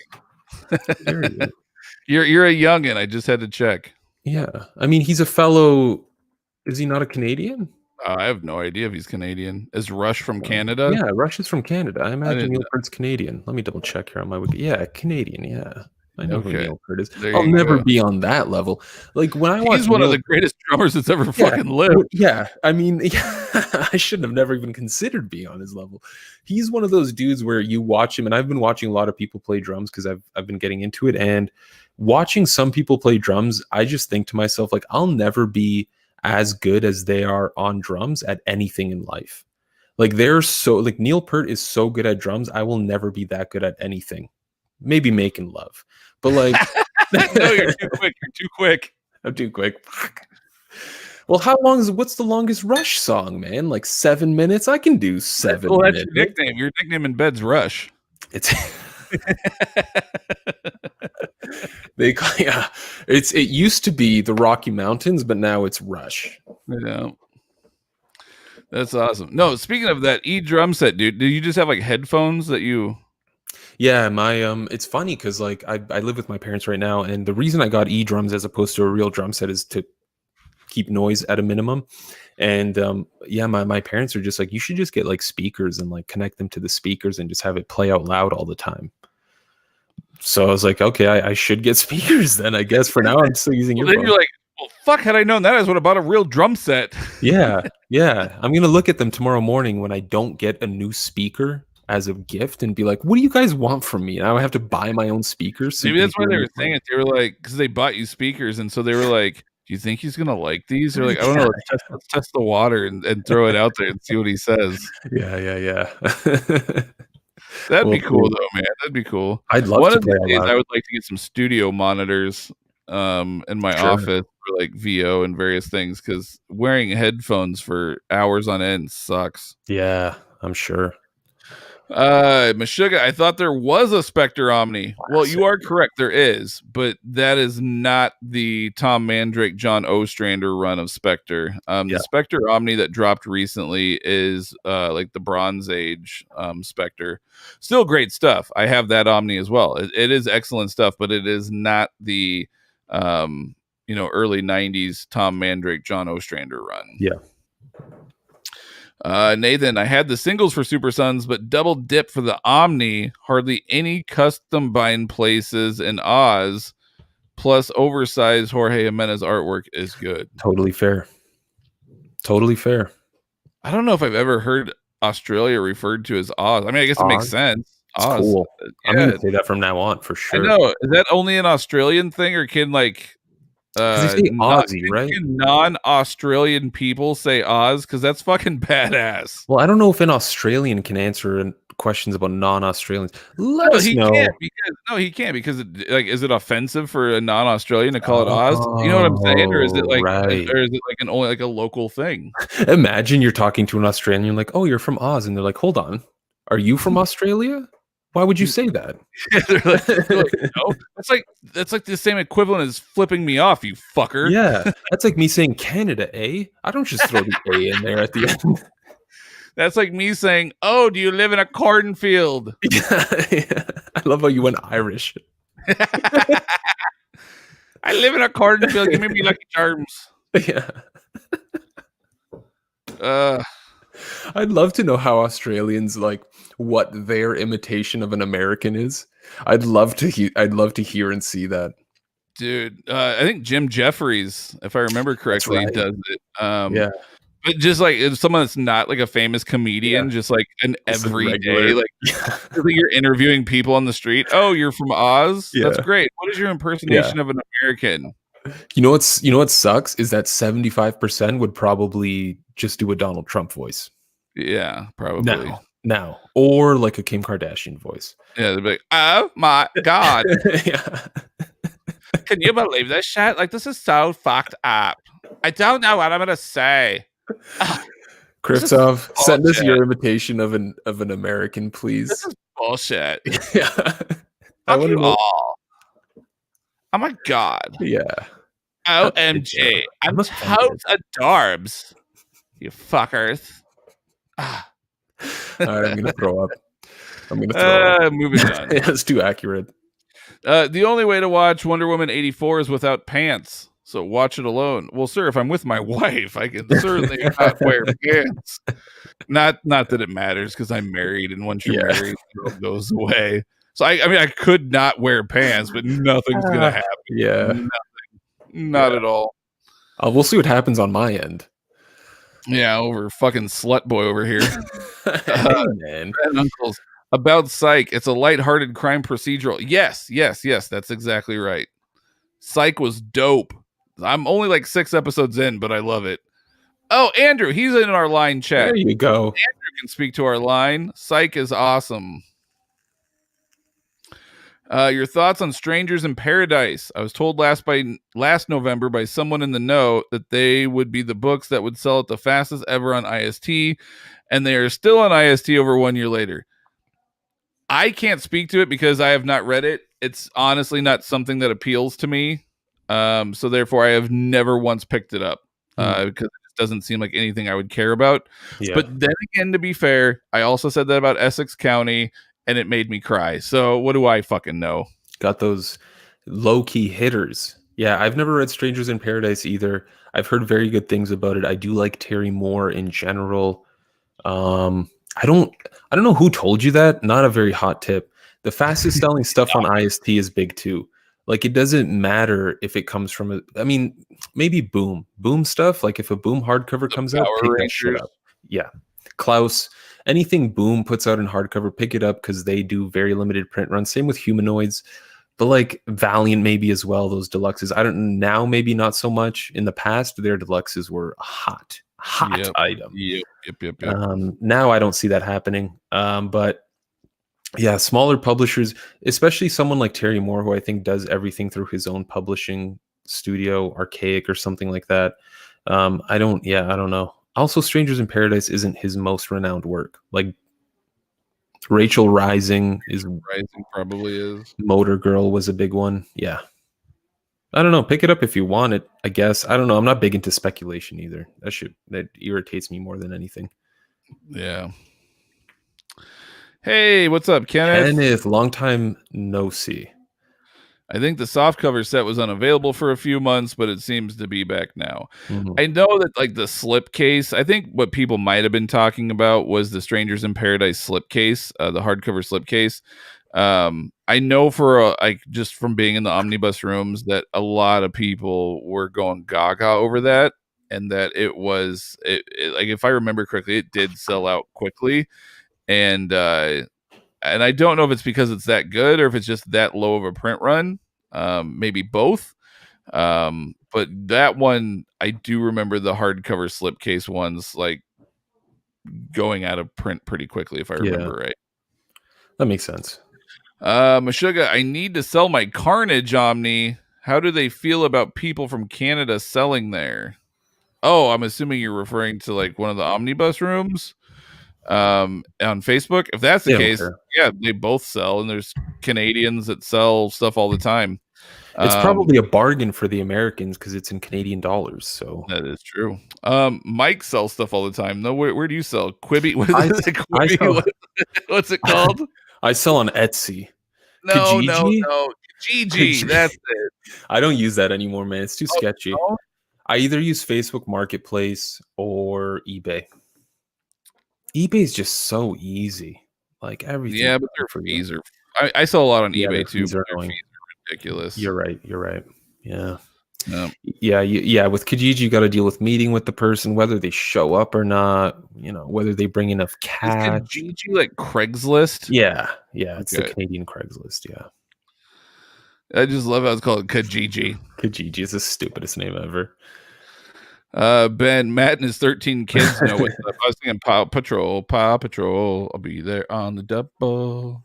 Yeah, my Santa actually brought my 3-year-old, almost 4. He's almost 4, but Santa brought him a Paw Patrol truck, like a giant, like Jurassic Park type truck that came with like an orange T-Rex, and then Chase, the little cop dog, and it shoots like a little like net missile, and I don't know, he went freaking nuts over it.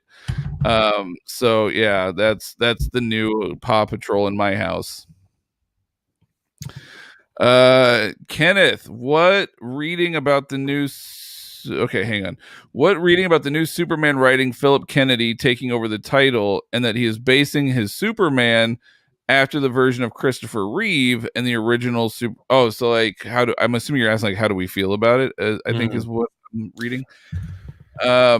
I'm not familiar with Philip Kennedy's writing. I've heard good things, but I personally I don't know. I've never read his writing, so I don't. Yeah. I think he did a run on Supergirl in New 52 that I read. Wasn't bad. Got caught up in crossovers. That was a big problem. I think what's interesting about what Philip Kennedy Johnson is planning to do with Superman is he's, at least with his initial story, the first 2 issues are a crossover between Superman and Action Comics. So you'll have to read both in order to get that story. I don't know if he's planning to do that moving forward. It'd be kind of annoying if he did, but hey, I'm all for anyone taking over Bendis, man. Anyone. Let's get some new blood in there. Let's spice things up. I would love to have seen Peter J. Tomasi on Superman again, but hey, can't win them all. Can't be Christmas every day. That's awesome. I am interested to see what he does with it, because it's got to be better than what Bendis did, right? And I grew up watching the Christopher Reeve, Superman movies. This summer you'll believe a man can fly. Yeah, and I fucking did. I'm all for that. Yeah, I grew up on that stuff. So I'm very intrigued to see what he does. I think that the idea is really awesome, and I think that if it's executed correctly, you're gonna have another John Byrne type run on your hands. I think it's gonna be like one of those things where like 20 years down the line, it's gonna be an instant classic. But it has to be done correctly. Yeah. And does he do it correctly or not? That it remains to be seen. And if it's done correctly, on the art too, like right. I don't remember who. I know they announced the artist, but I don't remember who it was. Let me search it up real quick. I know. I remember reading about it the other day, and so I was intrigued by it. And I was like, this sounds like it could be cool. Yeah. I also do hope that DC markets it in the right way, because that kind of seems like an important thing to bring, especially if you're trying to get like, I don't know, maybe people who used to be comic fans or like the Superman movie. Like, I don't know, it's a lockdown. People are looking for new things to do. If you market it as a way of like, hey, by the way, if you liked Superman, the Christopher Reeves version, well, like our boy Red was a huge, old school Superman Christopher Reeves fan. I guarantee that dude hasn't read a Superman comic aside from what appears in Wonder Woman and ages. So it's like, is something like that going to be able to bring someone like Red back into the fold and make him want to read a Superman book? I'll bet you once there's a few issues out and we go, Red, this is really good. You need to check this out. I guarantee he's going to read it. And if it is really good, he's going to get like, so I mean, the possibilities of bringing back those older readers is definitely there. Yeah. And especially, this is a super side note, but especially with someone like Red, he'll buy like every variant cover. Oh Dude, my God. you know who? Okay. So artwork on Superman, the Superman title is Phil Hester. Okay. I love Phil. Artwork on Action Comics is also by Phil Hester. Perfect. I love Phil. There's no way that's sustainable. But it's really cool because they're calling the first arc the Golden Age. Okay. Interesting. I'm very excited to see what happens. Superboy's involved. Okay. And there's backup stories. So here's my other question. Is Phil gonna model his Superman character on Christopher Reeve? They got the briefs on the outside. That's good. I like that. I'm sorry. I know it's corny looking, but it's old school. I love it. Yeah.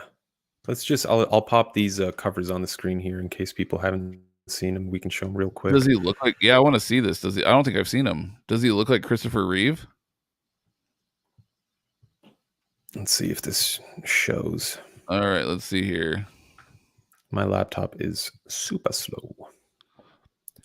Completely frozen. Cool. Trying to make this full Is that screen. Phil's artwork? No, the cover is by yeah, this is Phil Hester. Oh, that looks good, dude. I like that. It's not letting me. Hey, you can't blow it up. Oh, there you go. That's Phil Hester. All right. Shit. I wouldn't say that he looks like Christopher Reeve. I think Phil's just drawing his own version of Superman. I don't think that necessarily looks like Christopher Reeve in the face or anything by any stretch of the imagination. But God damn, that looks good. It's a lot of fun stuff happening in this image, dude. I'm excited. That looks really good. Yeah, the Action Comics cover here. Who's that by? Libremajo? Phil Hester? No way. Phil Hester and Eric Gapster. This must be mostly Eric Gapster. Let's see if this blows up. Phil Hester, get out of town. That also looks pretty. That's like a golden age. That looks pretty good too. What is this? Oh, this is a cover. All right, I can't lie. I'm excited. After seeing the art, I'm excited. Also featuring Midnighter? That's probably the backstory. Oh, regardless. All right, dude. I'm excited. I'm excited. Yeah. Yep, I'll be reading it. I'll give it a shot. There's no reason not to. The excuse of why they did not sell out was that the hardcover was pretty expensive. I think that was a lame excuse. I was told it was really sought after unless there were a lot of copies printed. Oh, Strangers in Paradise, yeah. I don't know. Maybe are those one of those things groups only for selling, buying? I have only sold on eBay and Reddit. Oh, that's another place I sell is Reddit. No, I mean you buy sell too, but there's a lot of conversation and side stuff that happens too. It's just an omni collectors community basically of like-minded people. So just again in the omnibus group, don't get too crazy with what you want to say because they'll kick you out real quick. And I have zero money in the pot. I've already been kicked out.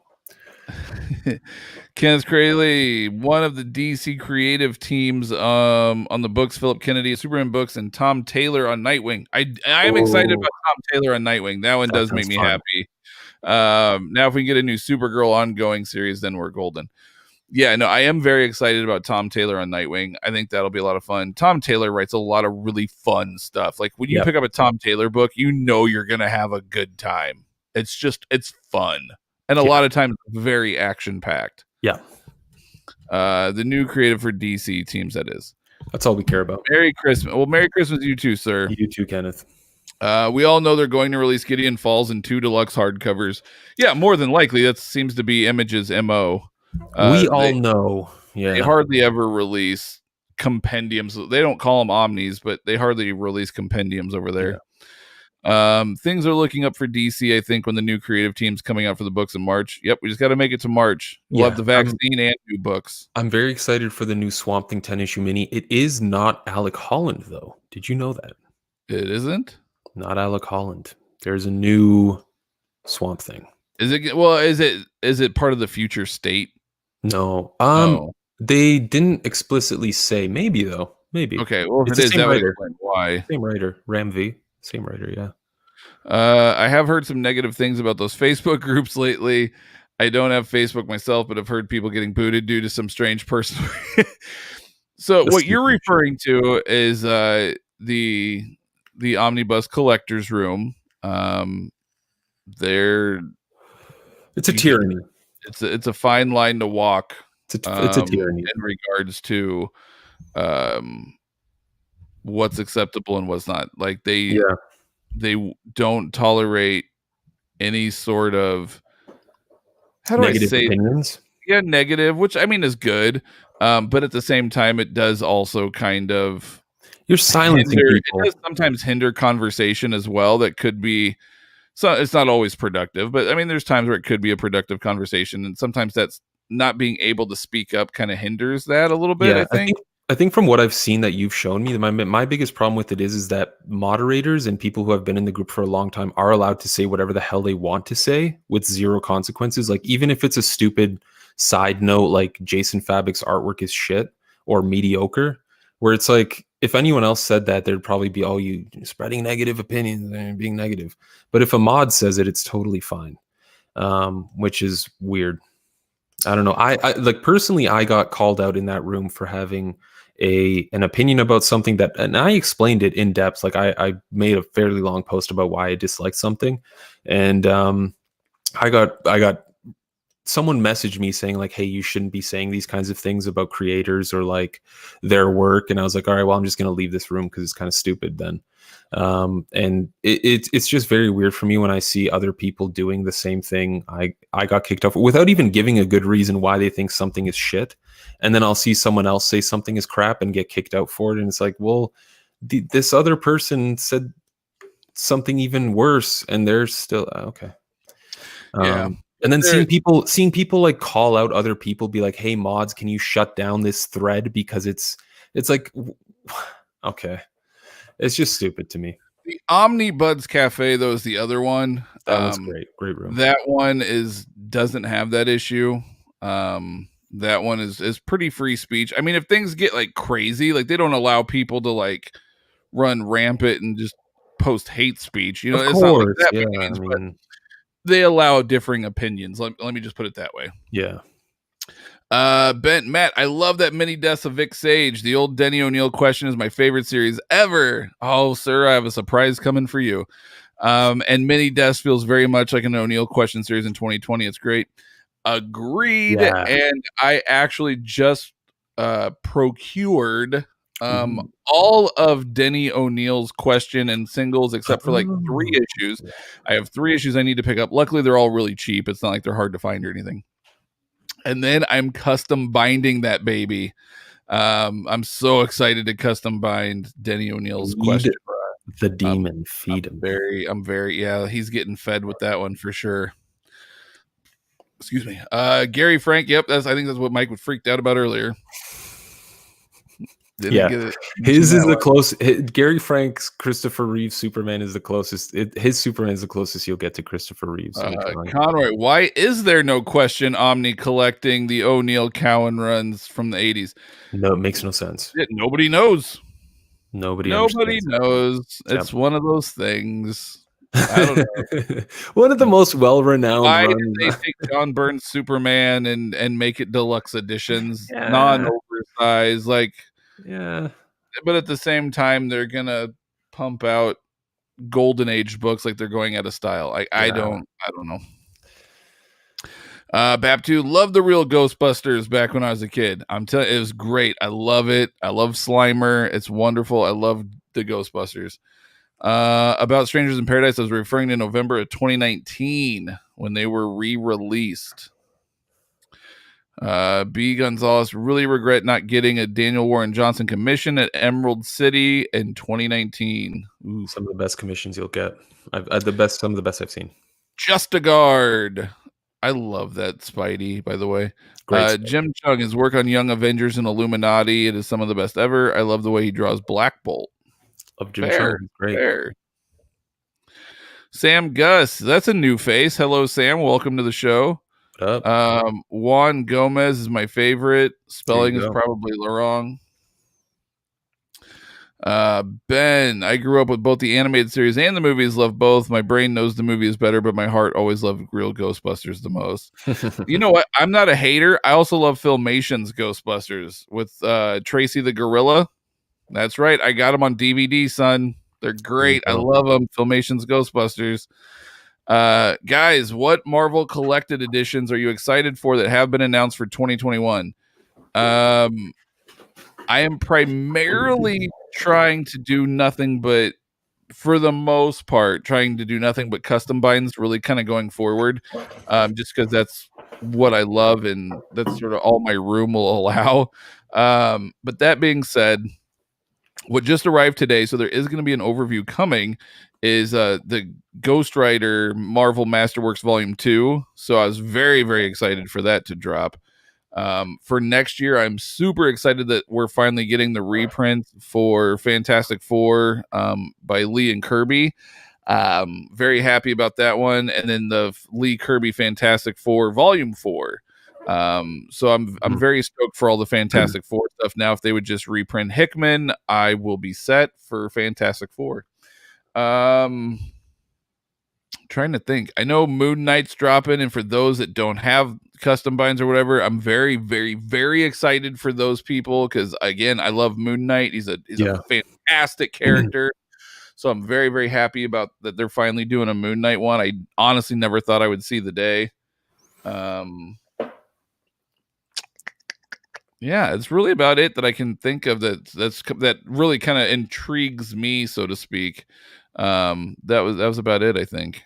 Yeah, I honestly can't say anything from Marvel excites me all that much. It's cool that they're releasing like Excalibur and New Mutants. Yeah. For those collectors out there, I'm very happy they're doing it. It's just not. Yeah, for me personally, there's nothing all that exciting coming out. I think like one of the only Marvel it would be very cool if Marvel put out an oversized hardcover of like Garth Ennis's Ghost Rider stuff. I know it's only 2 stories and like 12 issues.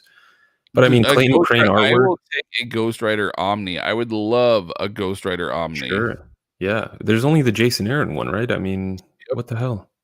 But yeah, I mean, Clayton Crane's artwork. It's a really small Omni. And I mean, granted, the Ennis one would not be much larger, but it's still something. Yeah, I don't know if there's all that much I'm that excited about from Marvel. Maybe if they started doing like Jason Aaron Thor, I would pick those up. That would be dope. That would be really, really dope. I can't believe they honestly haven't. The fact that hasn't been announced yet is mind-boggling to me. It blows my mind. Mind-boggling. I'm very curious to know how his Avengers run has been. I think he's on like issue 40 now or something like that. I mean, Jason Aaron doing Avengers can't be. Oh, wait, I lied. There are 2 other books from Marvel coming out in 2021 that I'm very, very, very, very, very, very, very excited for. Okay. The one I'm the most excited about, aside from the Fantastic Four stuff, Dr. Aphra. Oh, right. So excited for Dr. Aphra. Their Star Wars stuff Marvel has been killing it in the world of Star Wars for the last 6 years. That's right. Very, very excited about that. And then they also just recently announced Star Wars. Was it Knights of the Old? What was it? Was it Knights of the Old Republic? Could be. Omni. It was like, I think it was from like the Dark Horse days, if I remember correctly. They're putting it in omnibus form, so I was really excited for that too. So yeah, we'll kind of Zane Carrick, I think, is the one that they're going to be focusing on that character. Okay. But Dr. Aphra, I'm super excited about. Love Gillen, Dr. Aphra. I can't remember who wrote it. Was it Gillen? Kieran Gillen, I think so. Gillen did Darth Vader. I know he did the first Darth Vader run. Soul did the second Darth Vader. Greg Pak is doing the current Darth Vader. Jason Aaron did Star Wars. Yeah, maybe. Did he do Dr. Aphra? I don't know, because currently what I'm doing, I'm actually in the process right now of rereading like the entire Marvel Star Wars universe, and I'm incorporating all the movies and stuff into it as well. And it's like 394 issues, and I'm not talking like the old school Star Wars. I'm talking about from 2014 till now. It's like 394 issues, and I'm probably like issue 350 right now out of 394. So I've got a ways to go. But I've read a lot of Dr. Aphra in the past. I've read Darth Vader in the past. I've read Star Wars in the past, and I loved them, which is kind of what got me excited to sort of reread the entire universe, because there's a lot that I haven't read, and I'm really digging it. I'm having so much fun with this read through right now. Dude, I just got the biggest chills down my spine. So Kieran Gillen wrote the first 2 arcs, 12 issues, and then afterwards Simon Spurrier took over for the remainder of it. So I may just need to get this one. Yeah, I couldn't remember, man. It's been a couple of days since It's been a couple of years since I've read Dr. Aphra. What is this? Can I tell you something? We got a someone paid to comment. Let's get that comment. I'm trying to figure out how to do it. Press it. I've ever seen a super chat. I don't know how to do it. Press it. I'm trying. It just says with the comment. It won't let me drag it into the. It won't let me drag it into the chat. Damn it! Son of a bitch! I don't know what I'm doing. Ben, we're so sorry. Hang on. Let me see if it also shows up in our regular chat. Oh, I found it. Here it is. Yes. Hey guys, thank you so much for making our 2020 bearable. Love the content, and Matt's Paw Patrol singing is worth $5 by itself. Let's keep it going. Thank you, sir. Holy shit! Thank you. That is absolutely incredible. All right. So just for those that don't know, we just turned on Super Chat like 3 weeks ago, something like that. It was something we had never looked into. I didn't even know how the shit worked, to be honest with you. Some horrible YouTuber we are, right? And so we just turned it on, and I forgot that it was actually on. And so when this popped up, it was the first time. You're actually the first super chat ever, Ben. So thank you. Thank you, Ben. Thank you so much. We greatly appreciate it. That was really cool. That was really from now on, all we're gonna answer is super chat comments. At least $1, at least. No, that was really cool. Holy shit, I wasn't expecting. Wow. I looked up and I see like this thing flashing, and I go, what is this? I saw it too. I saw color. I was like, what color? We never see color on these things. Yeah, I was like, what is happening? I'm so confused. Cameron, Bagley, Malieve. Oh my god. Oh. Phillips, Quietly, Bruce Tim. Yeah, you gotta love Bruce Tim. Gleason, Daniel Warren Johnson, Tim Sale, Hitch, and Mike Plug. You know who else I just thought of? I'm looking at her background now. Tony Daniel himself. Another amazing artist. Damn, another amazing one. Artist is way too hard. Yeah. Greg Tocchini is incredible as well. Radical opinion. That's a radical opinion. Can any Canadian really? I'm not sure what we were talking about. Ask if Mr. Pert is Canadian. Where are you really from? Yeah. Well, if he was born in Canada, then technically. Mike lost his testicle to cancer. Suddenly his stamina doubled up. Rush approves. Yes. That's exactly how that works. Book your appointments today. To get neutered. Yeah, basically, yeah. I got snipped. Does that count? Is that the same? That counts. You should last 4 times as your stamina should be quadrupled. Just shooting the blanks. What do you think about Bendis taking over the Justice League? Oh, that's right. That's happening too. Mike and I joked around that it can't be much worse than Brian Hitch, right? Yeah. So we'll see. It's the new challenge. We'll have to see how that one plays out. The challenge used to be, can your Justice League run be better than Jeff Johns or Grant Morrison's? Now it's, can it be worse than Brian Michael Bendis's or Brian Hitch's? Sorry, Jesus, I'm already roasting Bendis.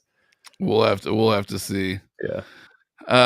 You're asking the questions we've all been wondering. They've released a few trade paperbacks, but not the whole run. No longer in print, and no Omni. As someone who has all the singles, give me the Omni.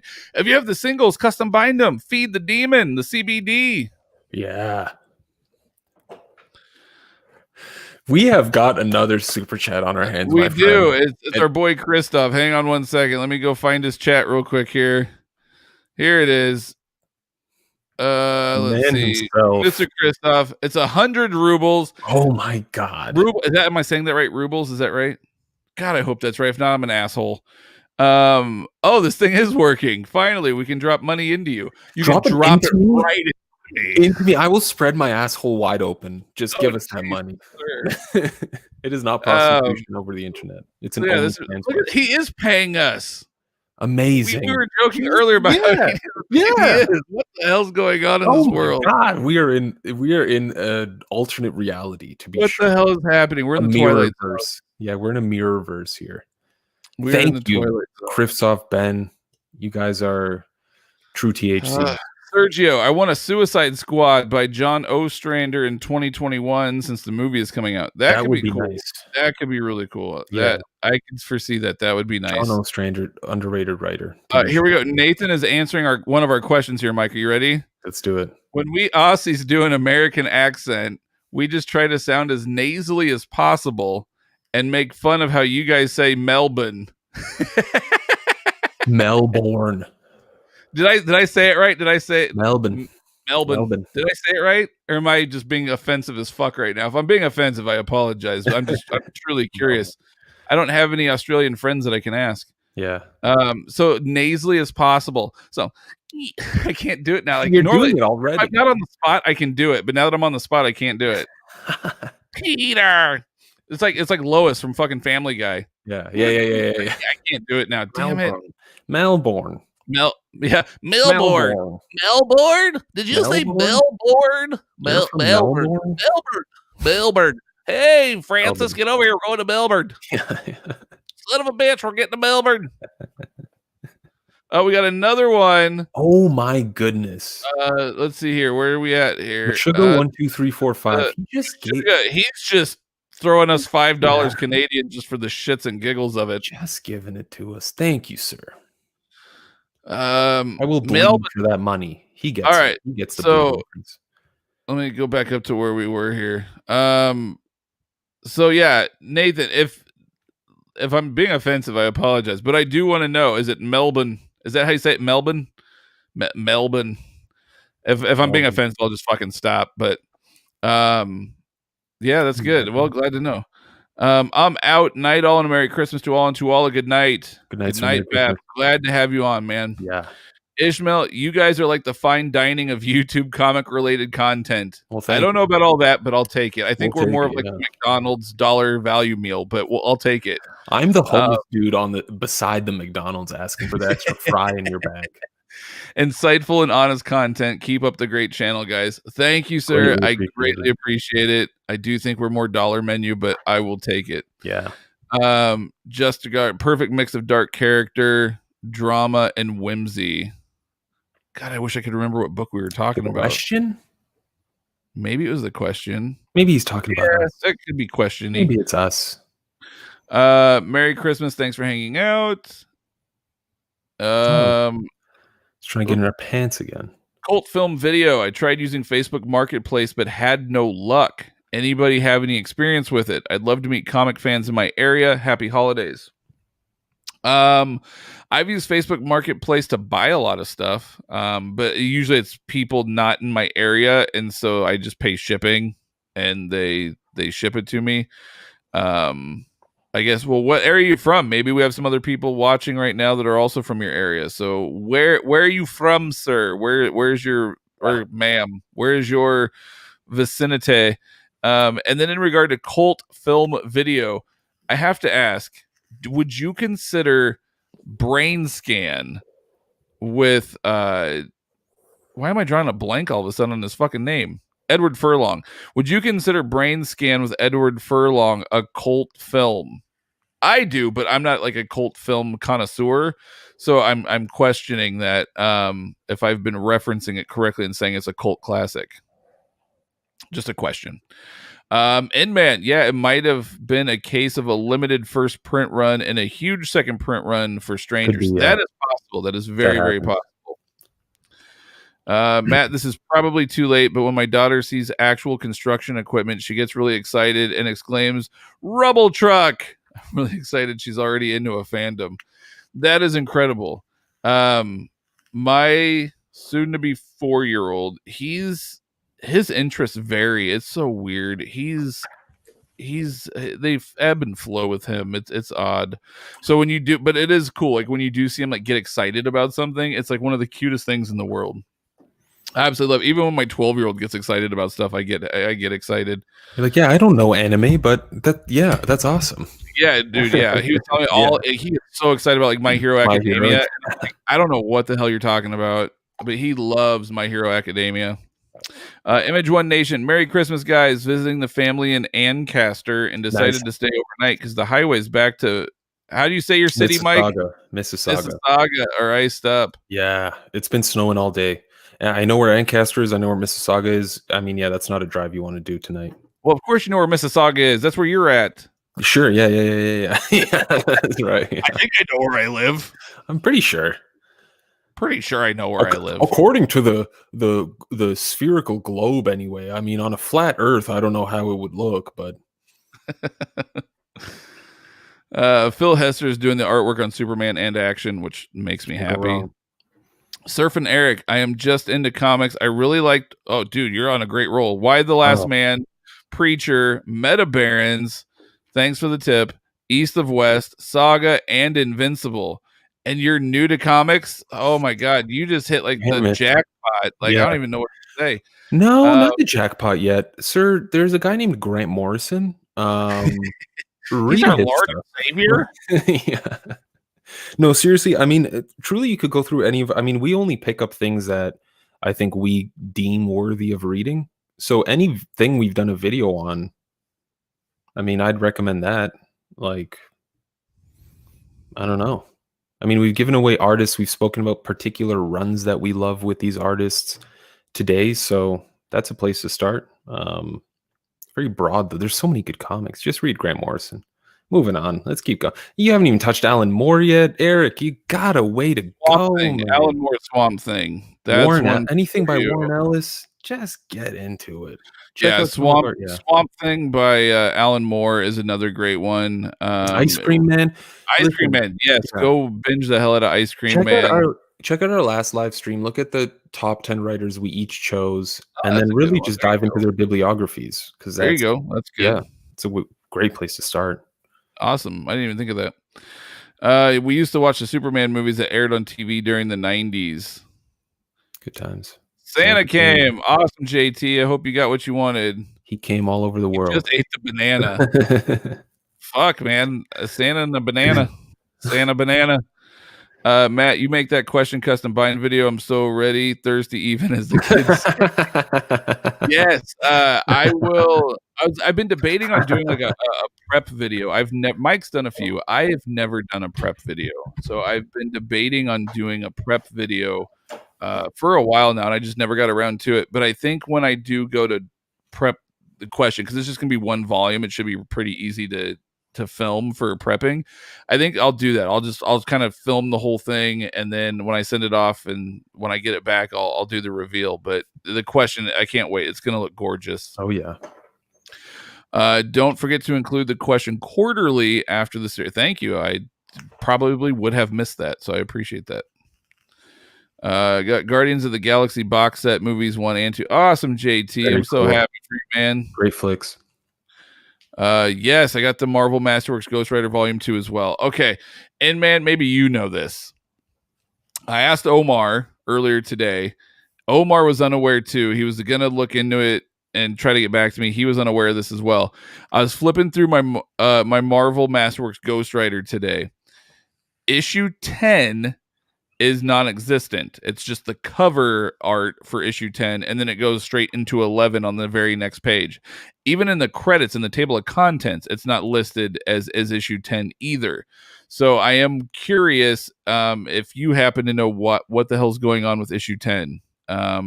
No, I can't. I tried Googling it. I've tried asking people. Like, nobody seems to know why issue 10 is not in Marvel Masterworks. So if you have any idea why, I would love to hear it.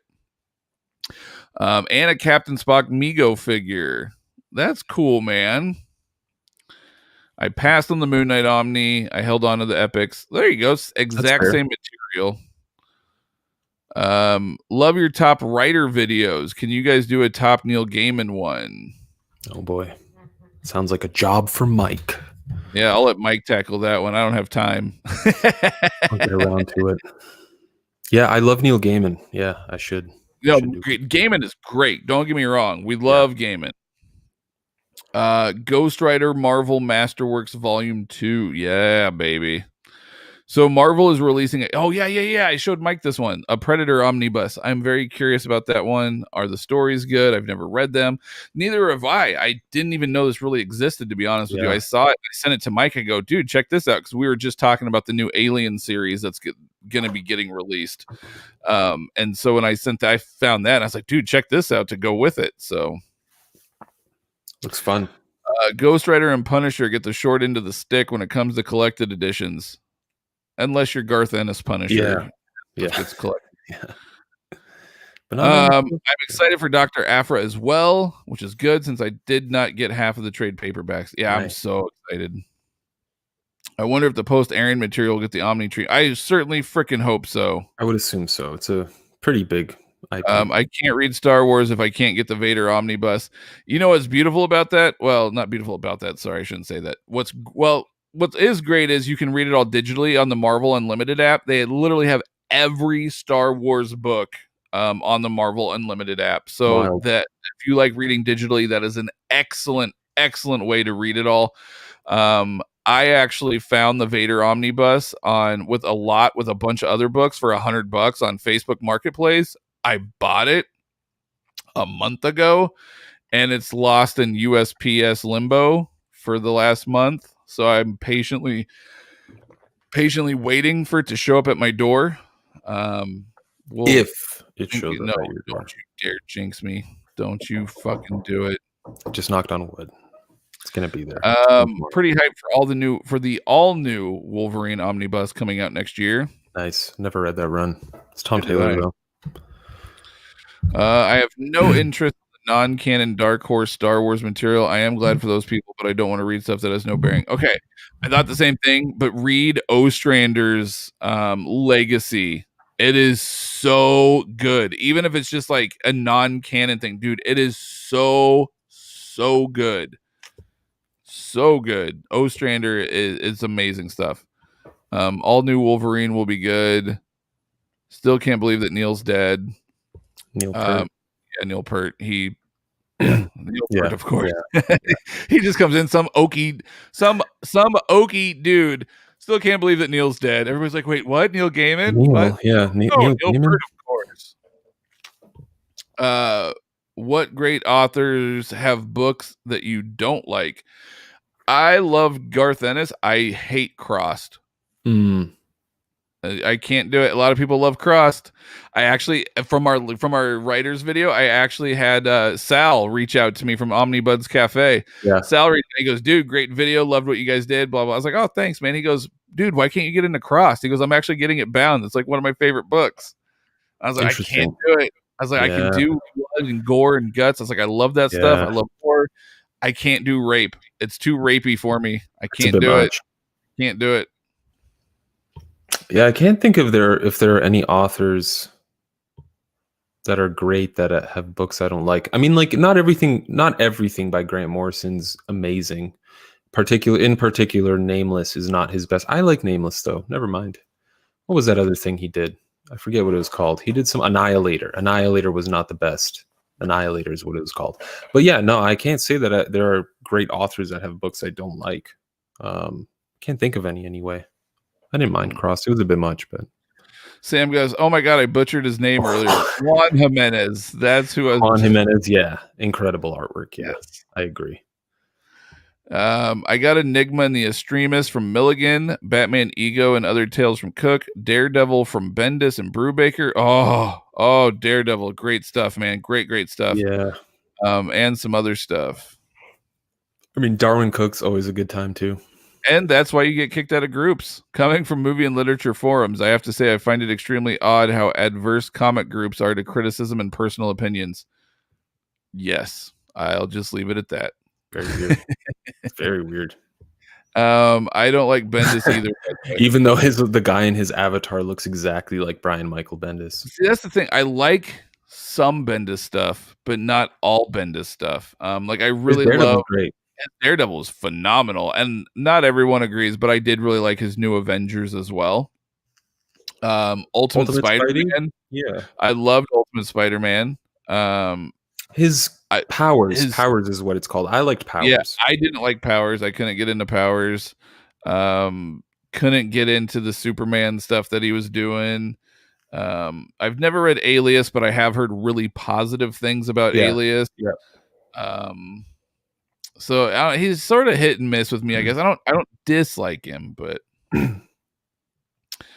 I love McDonald's. See, he loves the dollar menu. Awesome. That's us, He loves man. McDonald's. Oh yeah, that's true. That's Sneaky. the fancy version. Oklahoma, some Okie dude, Oklahoma, USA. There you go. Oh, here, Conroy Jet. You guys are the McRibs in the McDonald's paradigm. So we're good, but we only show up good once a year. Spontaneous, yeah. You show up once a year and then they disappear. Yeah, we're like yeah. McRib and the Shamrock Shake. Like right. you show up a couple times a year, you do really good stuff a couple times a year, and then the rest you just disappear. You coast through it, yeah. Holy shit, it's our boy Trip that we haven't seen in forever. Trip C Collectibles. I believe they will do Gideon Falls in one big deluxe like they did Kill or Be Killed. That is true. They did do that in Kill or Be Killed.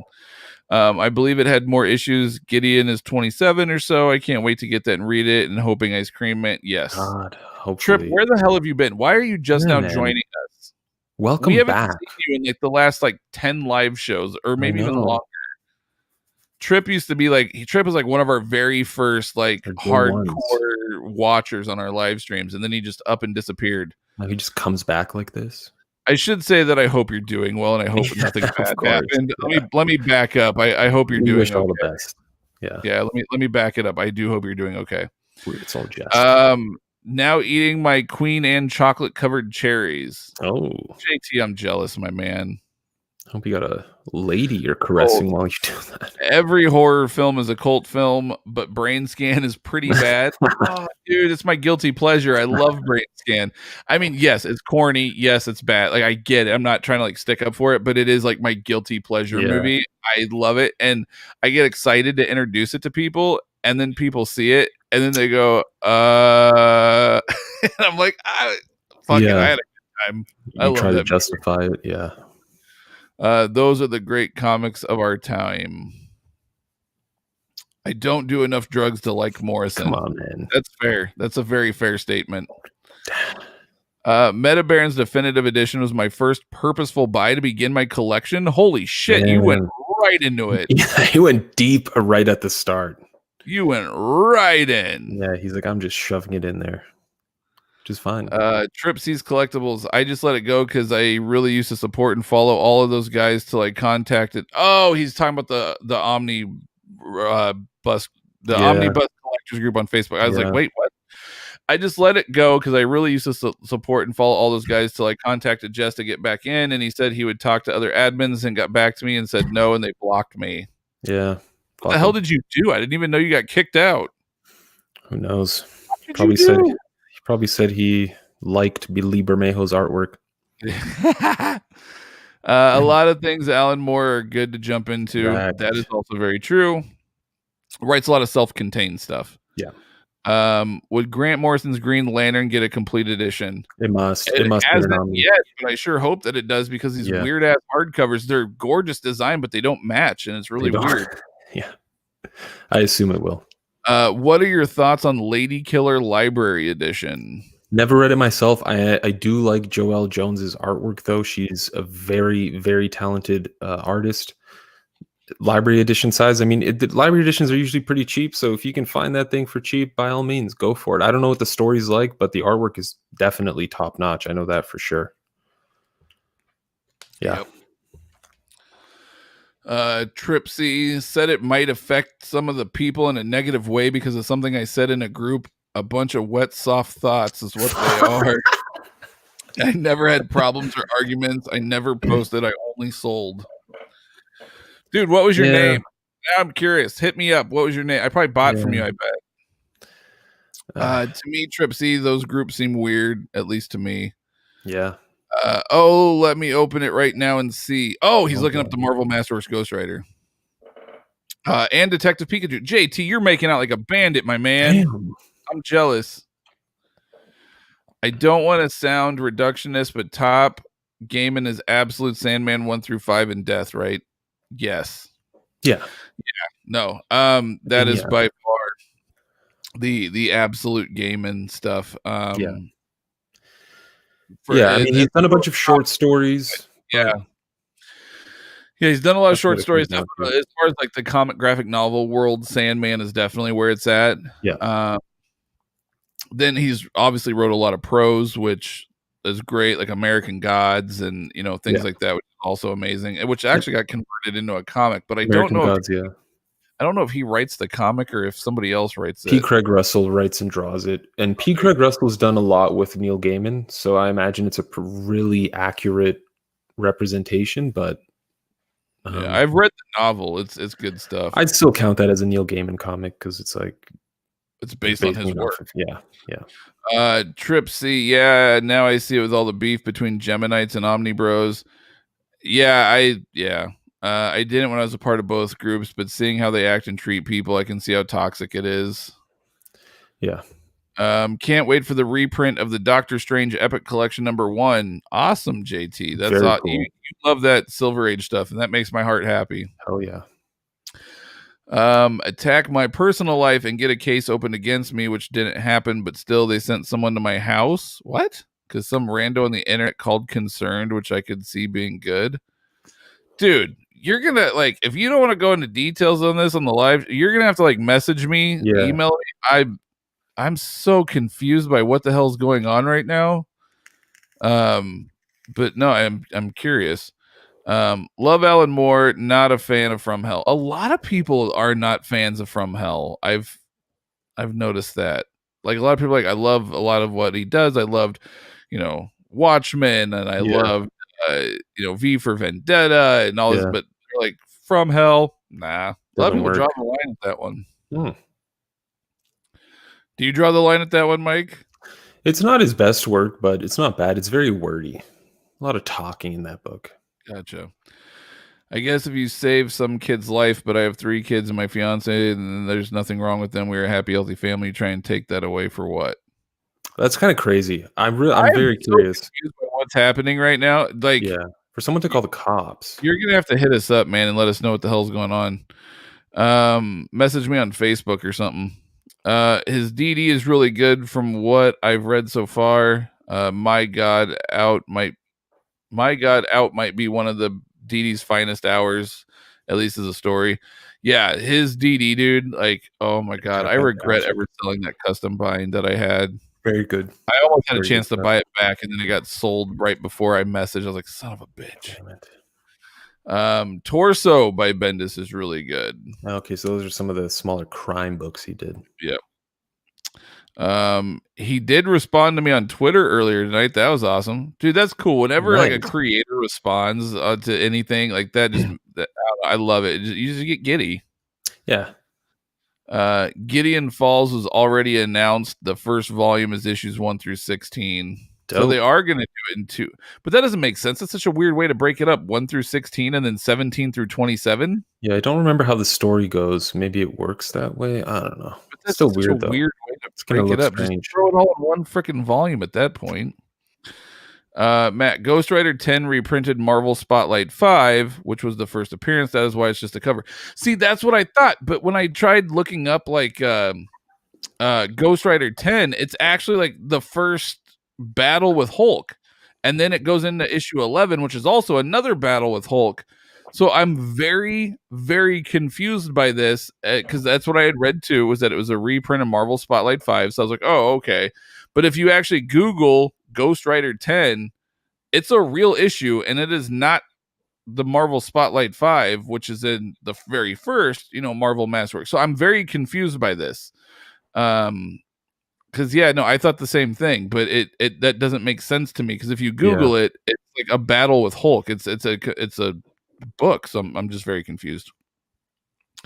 Like for real, this is not comics and Facebook groups, this is real life. You know what I mean? I love comics as much as the next guy. Go trying to ruin my life, get people killed for less. It's a bit extreme for people to come after you in real life. I was just given Killer Be Killed Omnibus for Christmas. Great book. If you've never read it, you are in for a huge treat. Yeah. I'm not the hugest fan of Bendis, but it's nice when a big name responds to you, and it's rather humbling. That is true. Yeah. Dude, I get excited when Kevin Smith liked a tweet once, and I got giddy. Yeah. I mean, I get giddy. I think Martin Marazzo commented on one of our Instagram posts, and that got me. I was over the moon that day. It's wild. Yeah, when W. Maxwell Prince emailed me back and agreed to come be a guest on our show in the near future. Oh, Yeah, yeah. That's coming up soon. We got to follow up on that because that's coming up soon. His yeah. availability.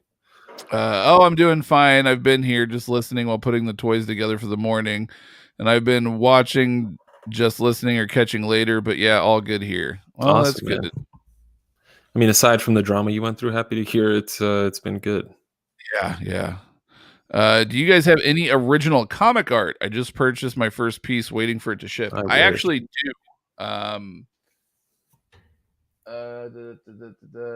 It's just the pencil. Well, I was gonna go grab it, but it's just the pencils for I'm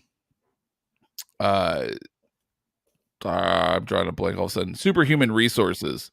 I have two of the pages from Superhuman Resources, the original comic art from season 2 of Superhuman Resources, which is by far one of like my favorite books. It's just like a singular series. It is so freaking funny. And it is so underrated. The writer Ken Marcus actually became kind of, I guess you could say, friendly with us. And we were out at a con. Grab We had a beers booth with him. at a con out in DC a few years ago.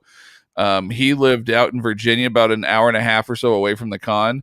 He actually drove out to the con to come hang out with us. Took us out. We went out to was it like a Carlos O'Kelly's or a Chili's or something. It was I don't one remember. of those type of restaurants. And we sat down and we had it was PF Chang's. We sat down and had edamame and beers. That's right. With Ken Marcus and a couple of the other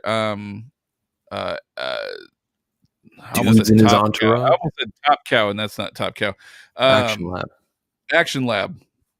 We sat down and had some drinks and stuff with the other Action Lab creators, and we got to bullshit and talk about Superhuman Resources. And I'm a huge fan of that book. I've made videos about it. I've talked about it. Fortunately, it doesn't get the love, it doesn't get the recognition that I feel it deserves. And so if you guys have never checked it out, I highly recommend it. Season 2 is even better than season 1. But just go through and read them both. It's hilarious. Then after that, go find Ken Marcus on Twitter and tell him that we need a season 3. He's a really great dude, and a really funny writer. Yeah. And the artist for season 2, which is who I have the original artwork from, is a gentleman by the name of Armando Zanker, who lives in, I believe it's Spain. And he does really awesome artwork, really fun, cartoony, Saturday morning style stuff that I just absolutely love.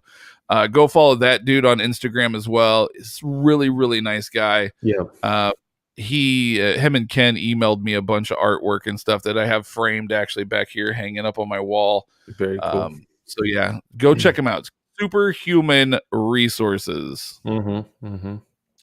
You love Morrison. Have you read his Green Lantern run? I bought the first 2 trades. I really didn't care for it. I like most of his stuff, but his Green Lantern was just not for me.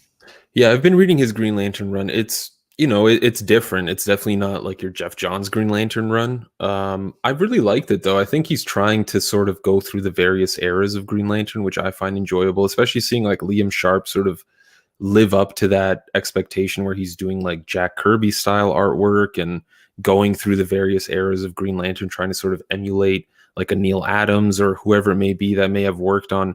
I think they're doing a really cool job. It's not like Grant Morrison isn't really redefining things, although there are new Guardians of the Universe. He's sort of paying homage to Green Lantern throughout history, which I find really cool.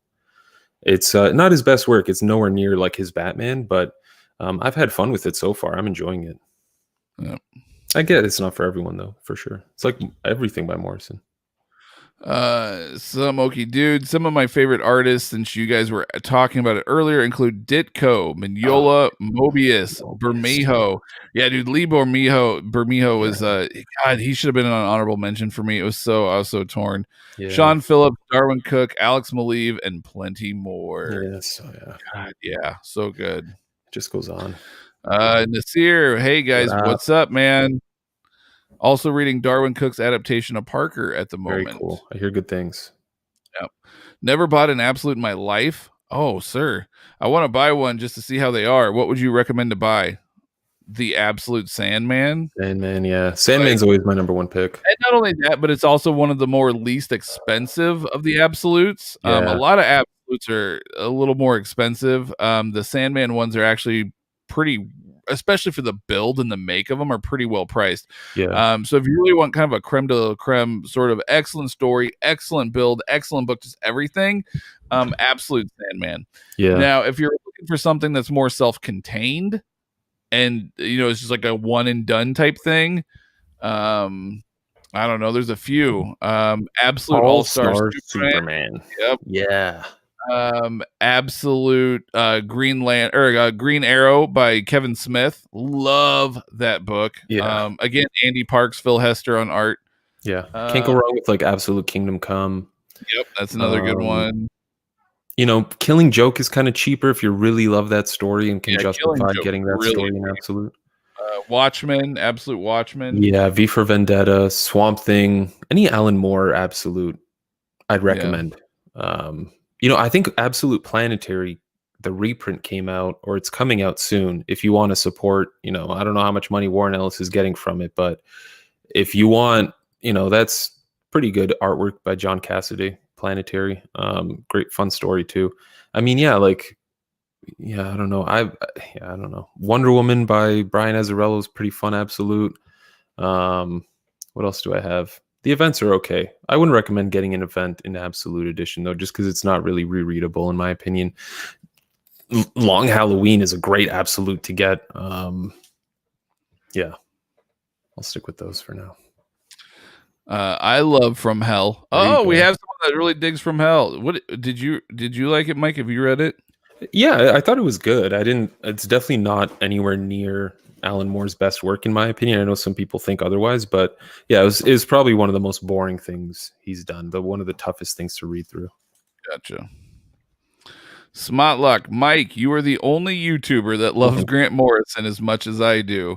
Flex Mentalo is my favorite comic ever, but also a huge fan of The Invisibles and The Filth. Man, you are a hardcore Morris fan if those are your favorite ones. Yeah, if you're mentioning The Filth, you're definitely a huge Grant Morrison fan. The Filth is one of the craziest books I've ever read. I think at one point there are literal sperms killing people in that book. Flying sperm that kills people. Some of the craziest shit Morrison's ever done. That's an underrated book. I should reread that. The Filth. That's an underrated book. Flying sperm, killing people. Yeah, it's great. It's about like the janitors of the world. It's amazing. I just read Tom Strong. I was very disappointed. Oh, my fucking heart hurts. How dare you? Wait. Did you read Alan Moore's Tom Strong or did you read Jeff Parker's Tom Strong? Oh, yeah, there you go. Did you read? Hang on. I got it all custom bound. Did you read this Tom Strong? Or with Chris Sprouse on art? Yeah. Or this one. Let me pull up my custom bind of Jeff Parker's run, which I don't have. I do not have. You didn't tell me about that bind?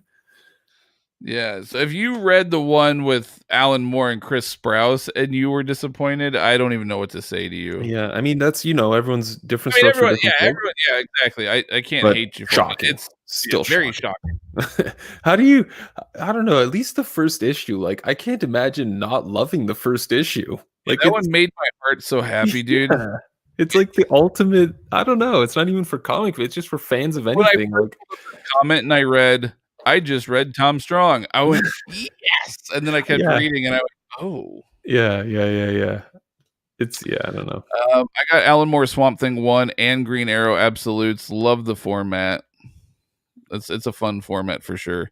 Martine, hi guys. What's up? Martine. I think Alan Moore's worst work is Lost Girls. Oh, yeah, Lost Girls. Yeah, I forgot about it completely, but I would agree with that. But Moore is my all-time favorite comic book writer, with Grant Morrison as a very close second. He loves the Wizards. Who's your third, Smotlock? I'm guessing it's Jeff Lemire. Yeah. If Jeff you're following it's either Jeff Lemire or Warren Ellis. That's what I'm going to guess.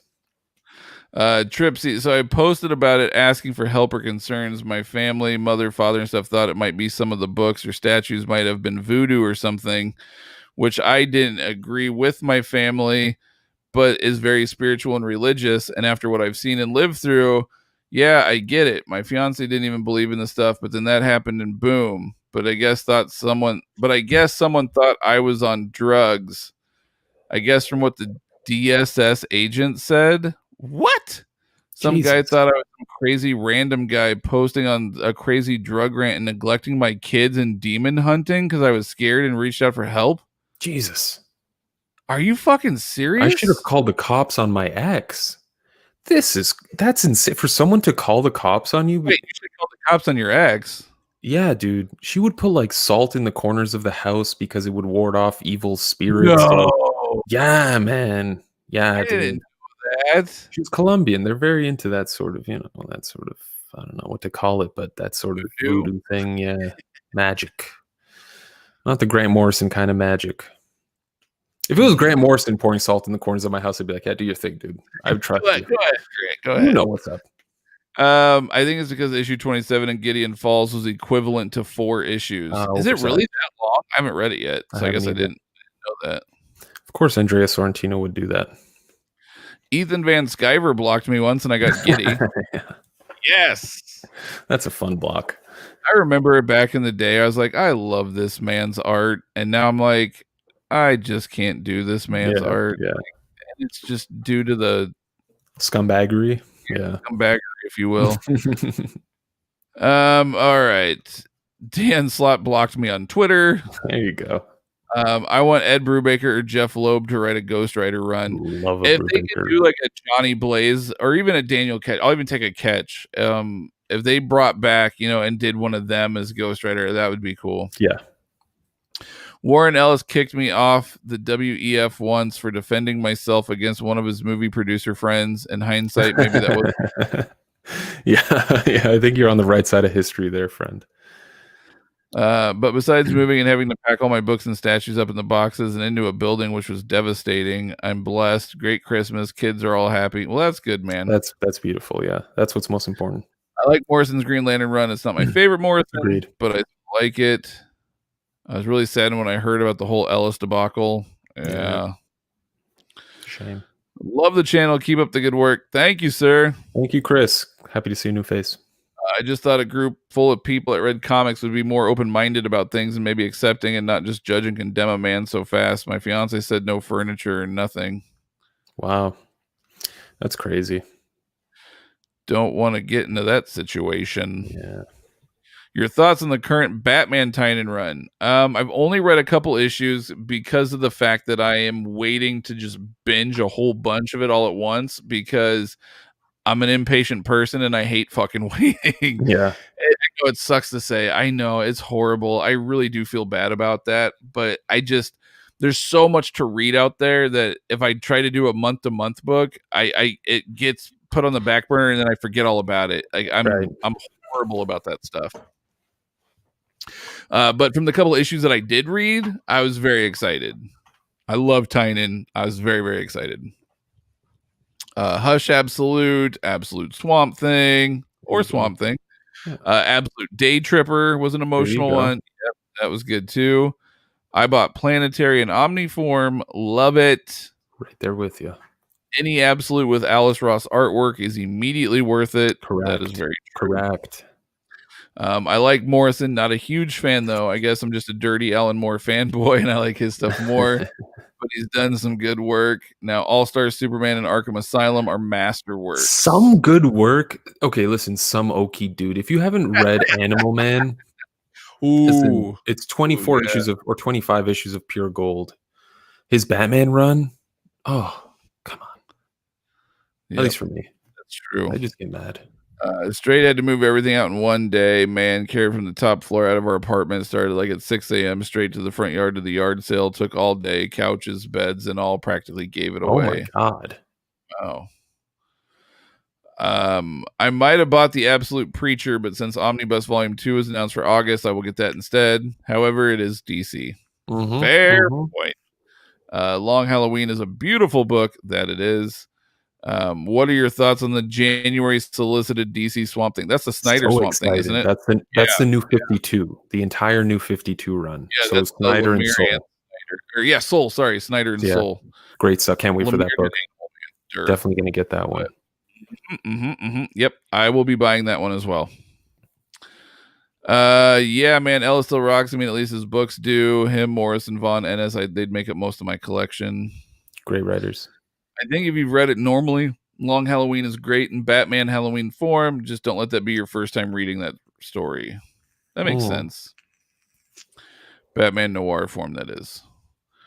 I loved reading the annotations in From Hell to get some insight to Moore's ideas. Yeah. I've been reading Tom Strong in trades. Have had the single issue since they came out. Should have gotten the deluxe editions.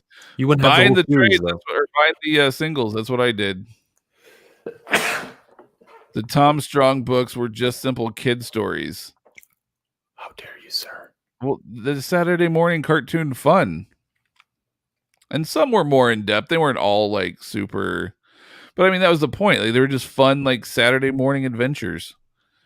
I think I was Stephanie, Jeremy, Summit Wilson in the group. I'm sure we talked in the group a few times. In fact, me and my fiance shared an account, but after all this, it was deleted and made a new one. Oh, all right. Love Tom Strong and that supreme work Moore and Sprouse did before that. The finale of From Hell was one of Moore's best. Wizards are best. Ed Brubaker is my third. Okay, fair enough. Brubaker's wizardry. I mean, he's up there. Brubaker could be a wizard. It's true. He's a crime noir wizard. Yes, he is. I just discovered Moore's Swamp Thing last year, and it might be one of the best things he ever did. Agreed. Check out Promethea. Amazing. I do love the writing of Lemire and Warren Ellis too. They're in my top 10. All right. One of my new favorites from Moore. You used to get back in the group again just for the good deals, but no go. So when I had no luck and reached out to see why I was kicked without warning or anything, so now it's a thumbs down for me. Omnibuds, man. Get in the Omnibuds group. Yeah, the Omnibuds. The Wankathon. Have you guys read the new Sweet Tooth mini, or at least what's been released so far? No, I have not. I have not. I actually just recently finally finished all of Sweet Tooth not that long ago, so I don't know. Oh, we'll see. I need to get the 2 new Gideous Falls trades. Oh yes, Andrea Sorrentino is another favorite artist of mine. I love his hazy style that makes you feel like you're in a drug-induced fever. Yeah, I'd love to see him and Morrison collab. That salt stuff does not work, nor the sage or all that. It took 2 different preachers to come out to the house just to try and get enough time to get the stuff out. Never again. Jesus, man. Derek, what's up, man? Black Derek? Widow movie. I don't know if they've actually announced it because they keep, due to the COVID and all that fun stuff, everything keeps getting pushed. Yeah, it was supposed to be like May this year, right? Originally, and now it's getting pushed again. I don't remember. I want to say that it's because I don't think they were going to do the Disney Plus thing similar to what DC's doing. I think they were going to still aim for theatrical release. It looks like it's May 7th, 2021. Oh, is it still? That's what it says on the Googs. All right. Well, I guess we'll see. Same here. I've heard the Tynan stuff is really good. Haven't read his detective. Oh, you're missing out. His Tynan phenomenal run is phenomenal. One of the best. I have to catch up on Morrison Green Lantern. Read some of it, liked it, but decided to wait and get it all. Love the sharp artwork, though. So much good detail. Incredible. I need to get into Animal Man and his Batman. Oh, yeah. Check out Zenith as well. I believe Widow is March if all goes as planned.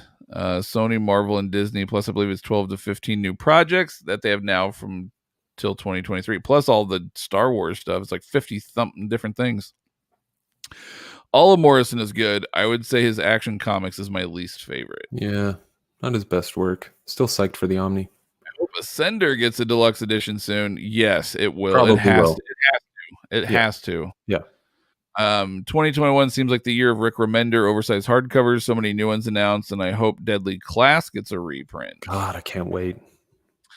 Yes, but that's what's coming up in the Superman Morrison Omni, though, right? I'll still be getting that. Yeah, I'm definitely excited for that. The weirdest thing about the Superman by Grant Morrison Omni is that they called it Superman by Grant Morrison, but they didn't include All-Star Superman in the Omni. So it's like, is it really Superman by Grant Morrison or Action Comics by Grant Morrison? Like, it's the whole naming thing where you're like, well, it's not all of Superman by Grant Morrison because you didn't include All Star Superman. It's one of those weird DC doing their thing. Yep. Black Hammer is a masterpiece so Yes. far. Cannot wait for more library editions. Yeah, but that's what's coming up in the Superman Morrison. Oh, yeah, so beginning that. Snyder Swamp Thing run was probably my favorite since the Veitch run. Oh, nice. Yeah, it's a good time. Yeah, it was really good. I liked Snyder Swamp Thing a lot. I was kind of a bit disappointed with Snyder Swamp Thing. It started strong, but kind of petered out for me. I would still say check out the Omnibus because Charles Soule comes in hot and heavy. Yep. He sure does.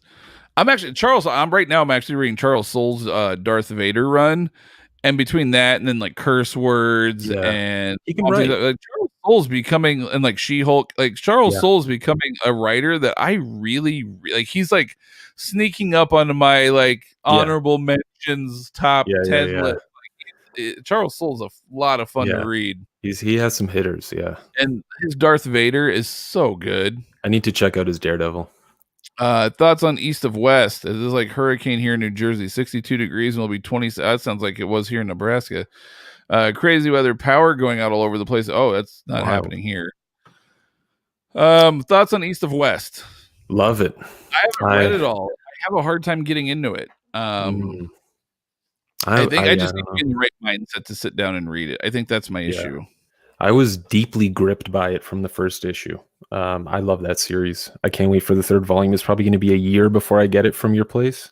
But it's what it is. Can't wait. Tom Strong was more trying to get comics out of the grim and gritty trend that it's been in for decades. Tom Strong by far has one of the best advertisements ever in any comic where they're advertising ABC Comics. And it's Tom Strong talking to the kids in the Tom Strong Academy. And they're sort of like, what are we going to do for fun? All we can do for fun now is drugs. And Tom Strong's like, no, check out these comics from ABC Comics. It's so great. It's great. Do I need to read World of Black Hammer Volume 1 before Black Hammer Library Volume 2? I don't think so. I think you can read them separately. You don't have to, but the World of Black Hammer has the miniseries Dr. Andromeda and the Kingdom of Lost Tomorrow. Oh my god, that'll make your fucking heart cry. Yeah, so if you want a really good story that will make you weep like the baby man you are, get that World of Black Hammer Library Edition and read the second mini in it. You will weep uncontrollably. It's so good. Son of a bitch told me to read it. I was like, whatever, I'll read it. I read it digitally. I was in bed, fucking 1 a.m., crying like a little baby. My wife sound asleep next to me. Thank God she didn't wake up. I was like sobbing uncontrollably, but I had like tears streaming, and I'm like, this sucks. I mean, it was really good. Like, it wasn't sucking in a bad way, but yeah. Like, I used to be such a hard ass, like a huge hardcore metal hard ass, and then I had kids, and now I'm like, I cry at like the dumbest stuff. And when I had my son, it was whatever. As when I had my first daughter, that is when it flipped for me, and I became like just this huge like, oh my god. And then I had another son, and I was like, like this is great. And then I had my other daughter, and I was like, oh my god, like this is just too much. It's now I cry at everything. It's a tearjerker for sure. Sweet Tooth ended so perfectly. It actually did have one of the best endings. I did really enjoy that ending a lot. That was another one that made me tear up. I picked up the Swamp Thing Deluxe right after the video from the group. Actually, that and the Ultimate Omni was the last two things. Then the Omni was announced, but I'll pick it up. Can't wait to read it. Yeah. Swamp Thing's a good time. I love Lemire so much. His art style does get some used to, but I also like it. He, especially his creator owned stuff. It really fits well with what he's writing.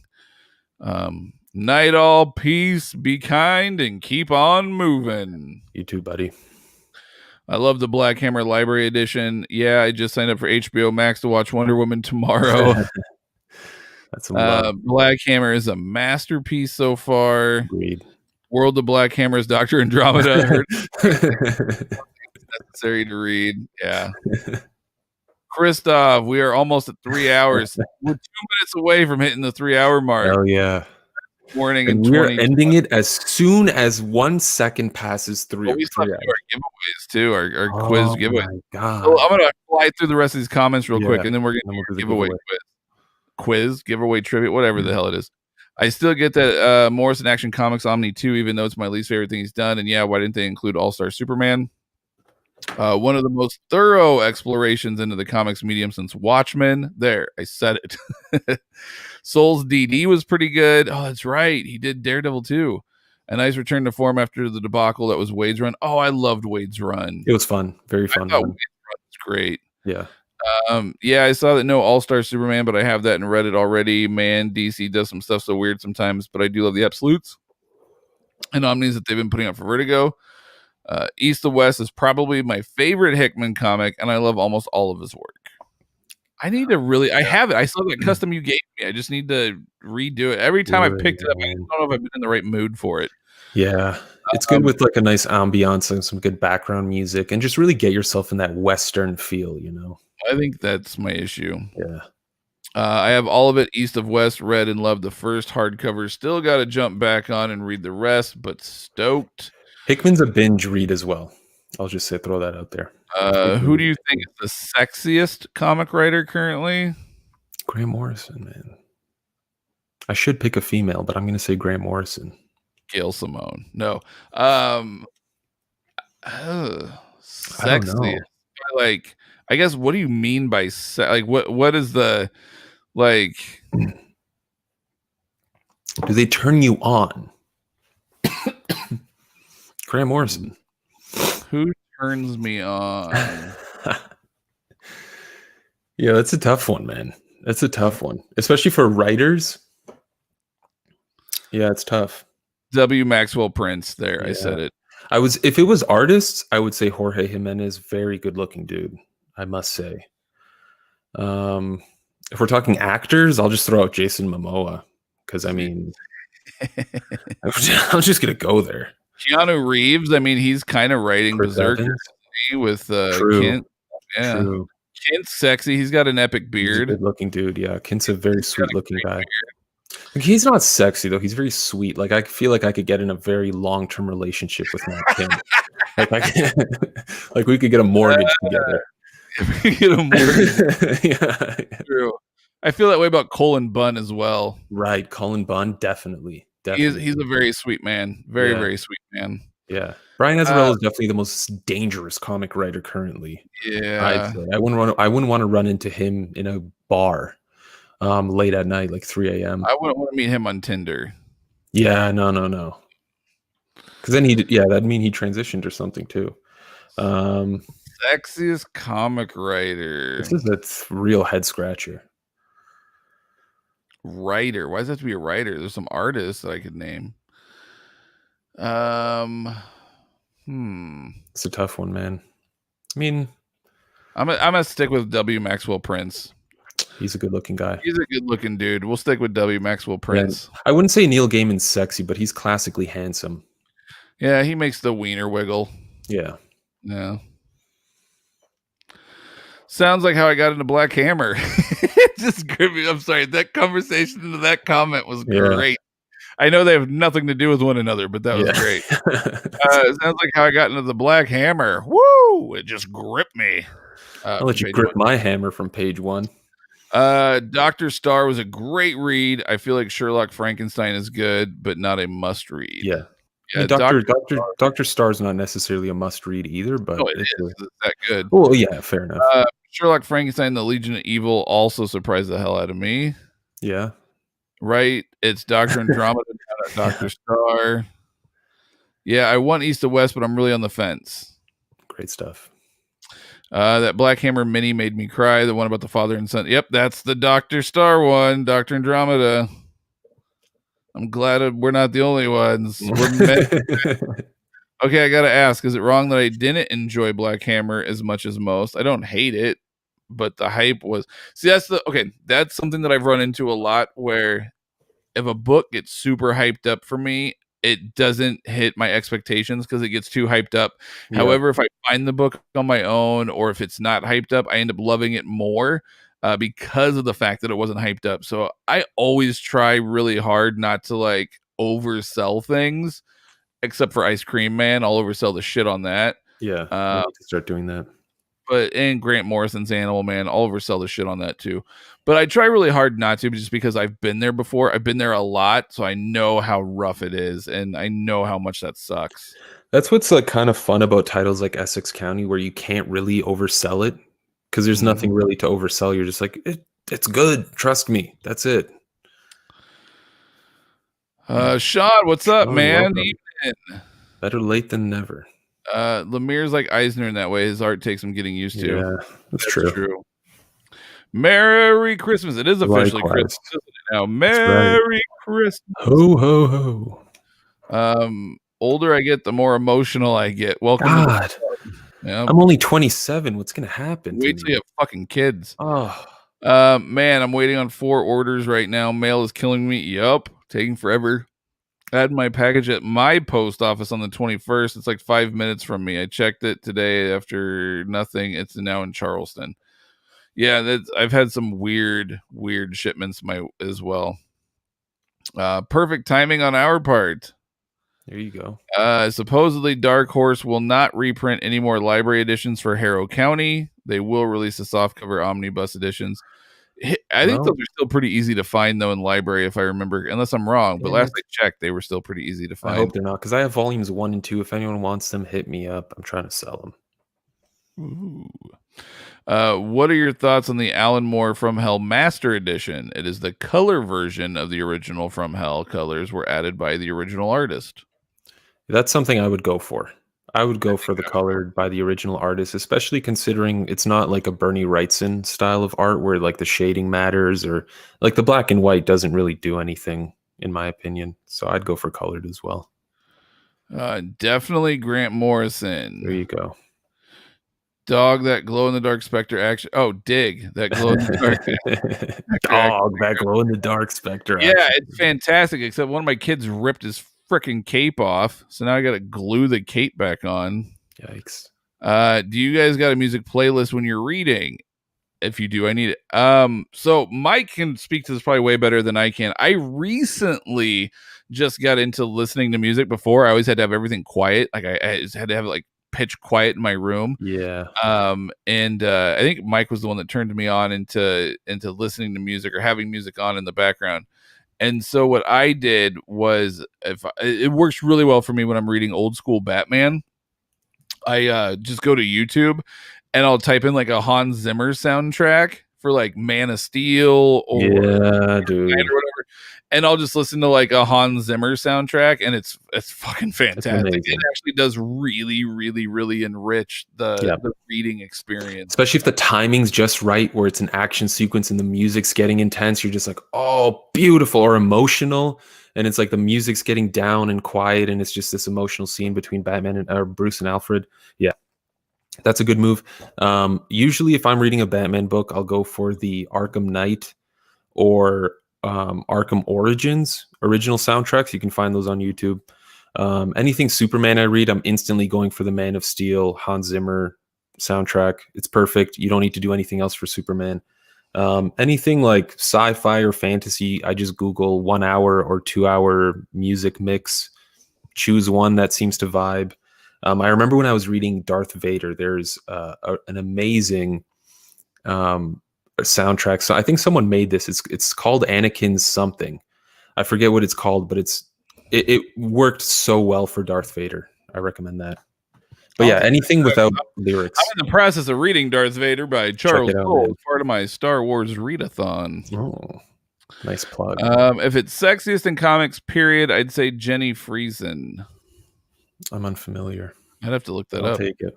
I enjoyed the soft cover omnibus for Hellboy. Well, now I gotta look at this Jenny Friesen person because I'm not familiar. The names, the name rings bells for me, but I don't. Well, yeah, but I can't put like a name with a face. And now I can't type either. What is going on? Yeah, she's pretty cute. Who was that? Who was that lady who worked on that squirrel book? Squirrel Girl? No, not Squirrel Girl. It was an indie book. Oh, Warriors, I think, or something like that. Warriors. You're talking about Ashley Whitaker. Very good looking gal. She's an artist, though, not a writer. True. But she is a phenomenal artist. Like, yeah. phenomenal artist. Yeah. I think she actually did work on Dr. Aphra too, come to think of it. Oh, there you go. But she is such a good artist, like amazingly good artist. I don't know if they're married or if they're just boyfriend girlfriend, but Ash Max though is her significant other. And they did Squarriors together, which if I were to tell you what it was about, you're gonna say that book sounds dumb. Yeah. And I'm gonna tell you to fuck off and go read it. Yeah. And like as soon as you do, you're gonna go, holy shit. And I'm gonna go, I know, right? Yeah. It's about warrior mice and like woodland creatures. Yep. That it's like fucking 300 with like squirrels and rats. Lord of the Rings with like it's intense. It's very, very intense. But her art, like Ash Maxo's writing is great, and her art is so incredibly good. She takes like these how do you say that again? I can't pronounce it. Anamorphic? Is that what I'm trying to say? Something like that. The anamorphic, you know, like Ninja Turtles, like they're an animal, but they got human qualities. What the fuck is that word? Anamorphic. Okay, that's the word I'm looking for. She does an amazing job with that and still making them look just like the animals, but they have these amazing like human qualities to them. It's so incredibly good. The art is just, it's beyond stellar. It's very, very, very well done. Yeah. But back to what Mike was saying, she is a very beautiful woman. Correct. Yeah. Yeah. The Squarriors, this is a very obscure reference, but there was a series of books I remember reading as a kid called, it was like Redwall, I think was a series of it. Same kind of idea, like purely fantasy prose novels of like. Anthropomorphic. That's the word. Anthropomorphic. That's it. Yeah. Not anamorphic. That's some kind of. Yes. Anthropomorphic. That's the word I was looking for. Yeah. Good stuff though. Yeah. Yeah. She's a good looking gal. Yeah, Ben with the save on that one. God, I could not remember that freaking word for the life of me. Writers don't tend to be very sexy. As far as artists go, John Cassidy is pretty. Good to know. Good to know. I'll have to J the D to that tonight. Jenny is beautiful, and so is her artwork. I could look at both her and her covers all day. Fair enough. Frank Miller's Miller's Sin City just bleeds sexy. That is true. That is very fucking true. Yeah. He can draw a stripper. Didn't care for the Dean Ormston art on Lucifer because I thought Peter Gross art worked better, but I do love it on Black Hammer. Charleston is like a couple hours from me, by the way. I realized I left it out for context on how screwed up this is.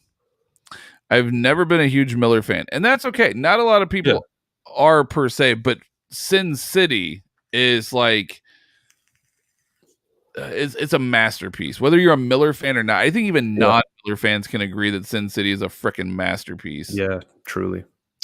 Mike, if you want to emigrate to the U.S., I'll take those Harrow County Library editions off you. Probably not worth it though. I'm not trying to pay international shipping. Yeah. Listen, the conversion rate works out for you though. You're gonna pay pennies on the dollar. That is true. Or you can just wait till he comes visit me again when the borders open, and then we'll do the deal. Post rock is good for reading. There you go. Hello from Poland. Hello. Mike, how do you say hello in Polish? Well, it depends. I mean, there's cześć, which is hi. There's dzień dobry, which is good morning or like good day. So either one of those. Okay, well there you go. Cześć the. I learned semi recently that Mike speaks fluent Polish. I didn't know that. I do, yeah, I can write it and read it as well. Sorcerer soundtrack by Tangerine Dream is great for reading. There you go. Also, there are very cool things. Certain writers, I know Kieran Gillen does this. He will create playlists on Spotify for his books. Oh, that's killer. Really? Yep. So I think even as far back as like the early 2000s, he made playlists for books he's written in the past. I know Phonograms was one I looked up playlists he had made playlists for. So as you're reading the book, there are Does he do that for all of his books or just for like the music ones? Like, all the books I've looked. Wicked and the Divine, he made a playlist but for. all those are kind of based on like pop stars. You know what I Well, mean? yeah. What title are we talking about here? Like, for instance, Darth Vader. Does he have one for Darth? Like, does he do it for all of his books, or just like those indie ones that are really sort of focused on the pop scene, the British pop scene? Yeah, I'm trying to look up. He's got a Die playlist. Oh, he does have one for Die. That's dope. He's got a shit ton of playlists, but yeah, it seems like he's got a Dr. Afro one. Oh, okay, dude. All right, I'm down. I'm totally down. I'm gonna have to download Spotify just for this now. Now you sold me on Spotify. Darth Vader. He's got a Darth Vader playlist. Yes. Okay, you Yes, just sold me on Spotify.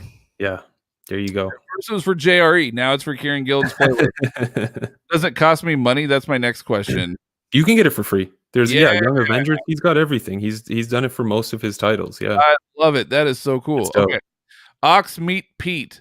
Merry Christmas, guys. I'm always one of your thumbs ups and rarely get a chance to watch you guys live. I love your opinions on comics, your guru advice, and evolved taste in reading. Thanks. Wow. Thank you. Thank you. That is huge.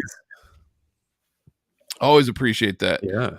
Smotlock Jenny Friesen is a popular cover artist. The Hellboy Omnibus are in chronological order. Awesome. I'm talking about the soft covers. Friesen did Something is Killing the Children one cover, and We Only Find Them When They're Dead one cover. She's good, but all of her covers have the same style, kind of like Jai Lee or Peach Momoko. Fair enough, yeah.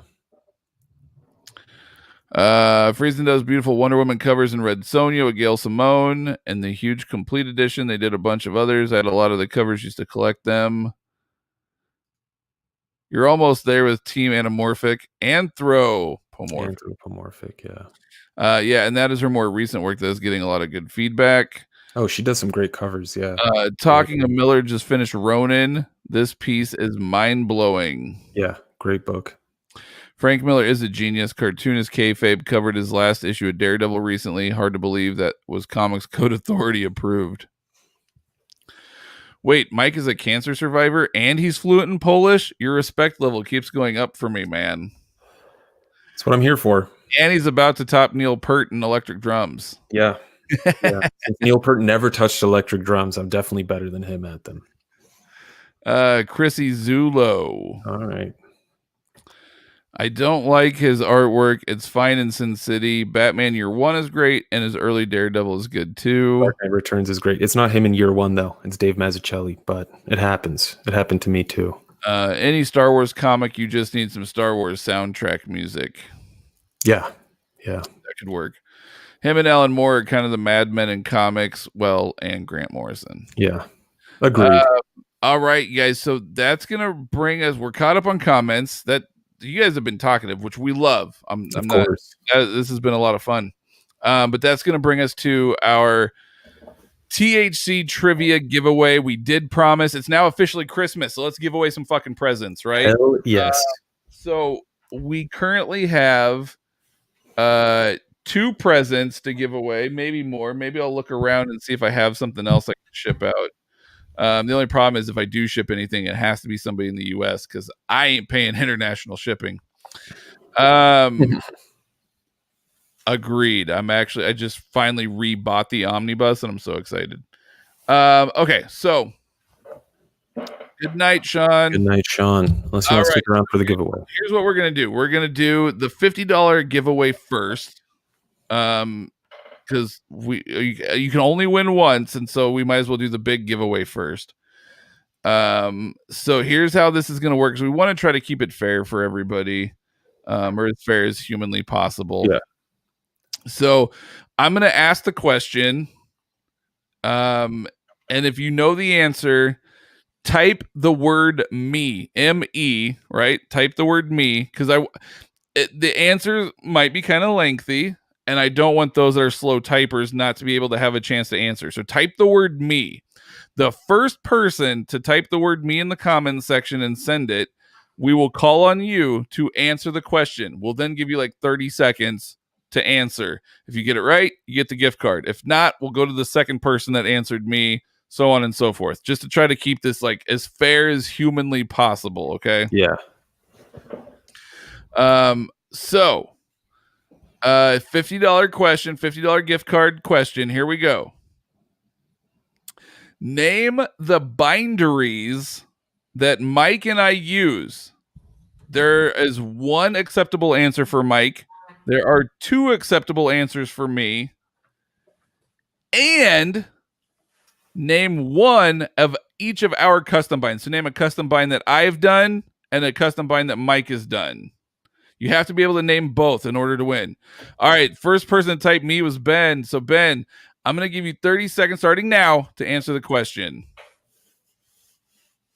Dun, dun, dun. I'm watching a timer so I can really tell when it's been 30 seconds.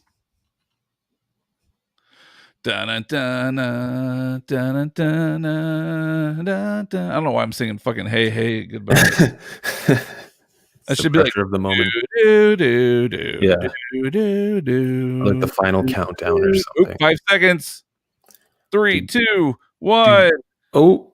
Okay. He got part of it. Part of it. Is 30 seconds too quick to answer that question in full? I don't even know. Maybe. Okay, so he said Herring and Robinson for the bindery. So you got, as for the custom binds, Matt, you've been doing Batman and Superman. So he's got Spider-Man. So he's got mine, but what about Mike's? Yeah. Name Mike's bindery and Mike's custom bind. Dun, dun, dun.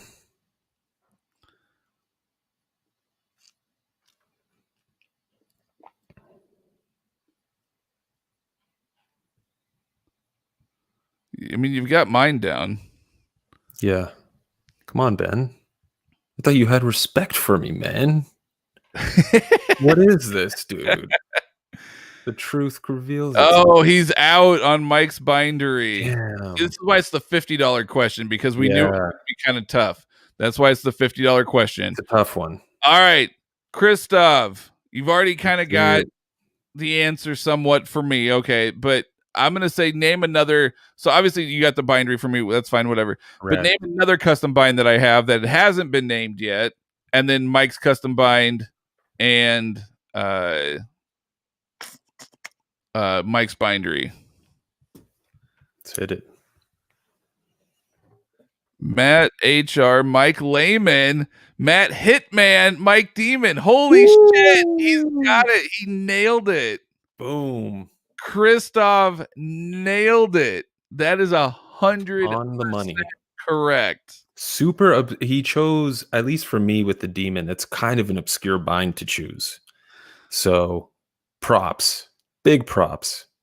Well done. Yeah. Hitman is semi-obscure for me. I don't know. You know why he named them? They're both Ennis. That's how he He's a huge Ennis fan. He's like, oh shit, these guys bound Ennis. They're both Ennis and McCree.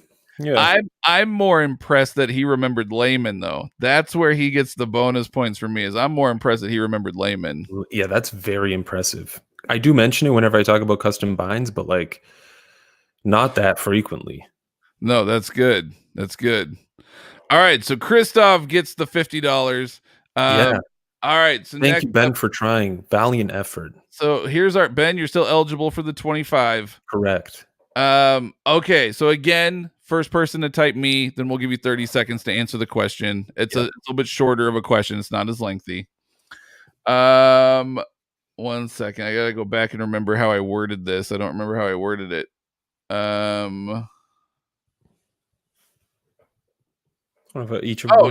Yes. Okay. So here we go. Get ready to type the word me if you guys want to answer. This is for the $25 gift card. Name one of mine and one of Mike's favorite writers from our last live show. Now, it cannot be the same writer. So like Jeff Lemire was on both of our lists. It can't be Jeff Lemire. It has to be distinct writers on mine, one of mine and one of Mike's top 10 favorite writers. Correct.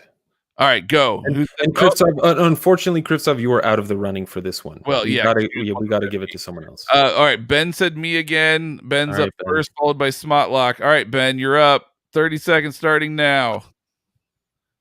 And since this one's shorter, we're going to be strict on the 30 seconds. Yeah. You got 30 seconds, completely nude. Pizza Dude's got 30 seconds.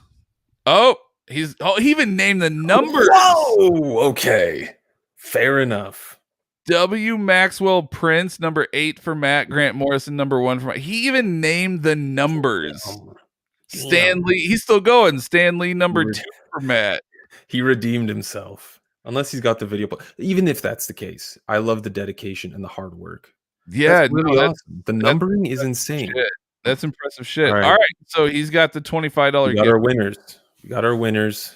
I'm trying to think if I have this. I'm feeling like Santa Claus right now. Boy, I might want to a special surprise. I don't know if I have anything that people are going to be interested in that I want to get rid of. Yeah. I've got things I'd like to get rid of, but I don't think anyone would care, like the End League Library Edition or Suicide Squad Silver Age Omni. Okay. Do we have any Canadians that are interested in anything that Mike just named? Name off some stuff you're willing to give away, Mike, for the Canadians in the crowd. I think that was it. Oh, that's it. The End League Library Edition or the Suicide Squad Silver Age Omnibus. You know what? If the winner wants both, that's fine too. Do we have any Canadians that are interested in Mike's giveaway? Yeah, there's going to be one person where it's like, okay, there's no question. So you just yes, Meshuggah says he's interested. All right, well, I'll send it to you. Just hit me up with your address. I mean, is there any question? Is there any competition for him? Like, I don't know. But everybody else had to answer a question. I think he should have to answer a question. He should have to. It can be anything. It doesn't have to be hard, but just a question. Right. Okay, let's see how much attention he was paying. What city do I live in Ontario, Canada? We mentioned it on this live stream. Boom. Hopefully you were logged on then. Perry said, I'm Canadian and we got Perry and Michigan. If either one of you can type out where Perry said it first. Okay. I mean, what choice do I have? Perry. Did he spell it wrong though? I think it's spelled wrong. It is spelled wrong. Ooh, does he lose points for spelling it wrong? No. Oh, Michigan spelled it wrong too. Spelled it wrong. You each get a book. Yeah, there you go. You each get a book. There you go. You each get a book. All right, who wants what? Let's see if they can at least. Let's see the End League Library Edition or Suicide Squad Silver Age Omnibus. Type out which one you want. Whoever types it out first gets that one. The other person gets the other. That's what it is. It's between. Meshuggah's from like the warm part of Canada. Oh, okay. He's from the nice part of Canada. If you're in BC, I'm very jealous of you. I'll give you the book and I'll take your house. Let's trade. Let's trade. Can I be in BC? Oh, Meshuggah wants in league. Did Perry come first for you though? Oh, dude, he did, but they're both like right. I don't know. That's right. I have met Image One Nation. Very true. Nobody wants a Silver Age Suicide Squad. Nobody wants that Silver Age Suicide Squad Omnibus. I get it. Listen, I'll both of you. I'll talk to both of you. Both of you will get something. We'll talk. I'll try and come up with more books I'm willing to give away for this, and we can come to an agreement. Because I know it's a battle between two Canadians. I understand it's going to come down to both of them apologizing to each other. No one's going to get anything. So that's what we'll do. Is both of you hit us up. Either shoot us an email, thehardcovercomic@gmail.com. Damn it, that's kind of tricky though, because anyone could send us an email now and pretend that they're that person. Yeah, I know, right? That's happened to us before, as we know. It has, which is sad. Happened. It's pretty fucked up, but it has happened. Yeah, I know you can get the Suicide Squad Silver Age Omni for dirt cheap. That's why we're giving it away. I don't know what to do with this fucking book. It's free. It's just sitting in on my shelf. I just want to get rid of the fucking thing. Okay, so that's what we'll do. Damn it, this is tough because you can't really DM on YouTube, right? Bollocks. Okay, my email is the same as my username. Okay, so Meshuggah, I know how to email. Damn it, I don't want people to put their emails on blast here though.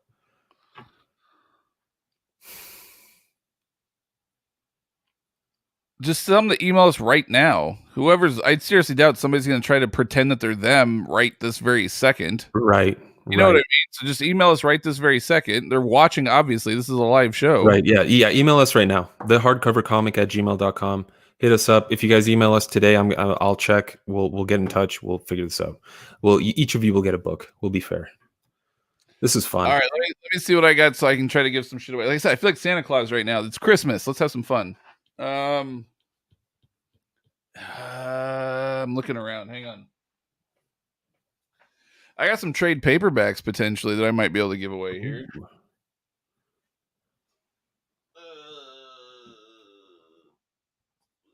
I mean, we can always, save it for another time, but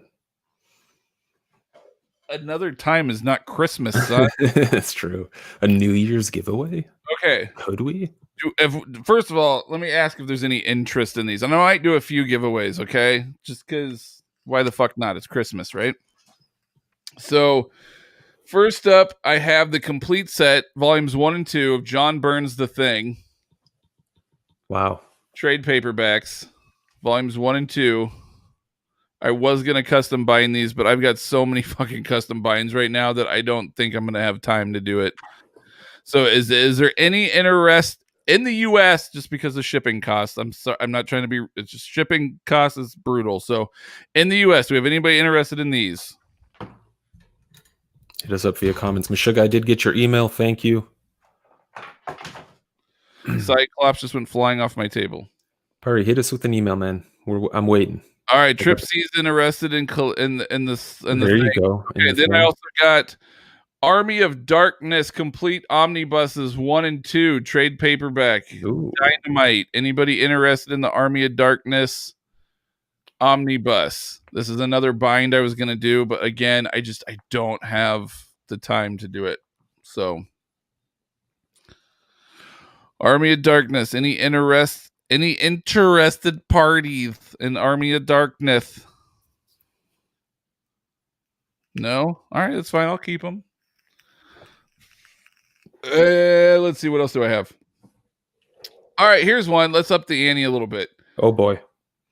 I already gave away, due to our Patreon, because we screwed up at one point, I already gave away my fucking volumes 1 and 2 of I Hate Fairyland. So how about this? Black Magic Deluxe Edition hardcover. Anybody down for Black Magic Deluxe hardcover? We were just talking about Nicholas Scott earlier.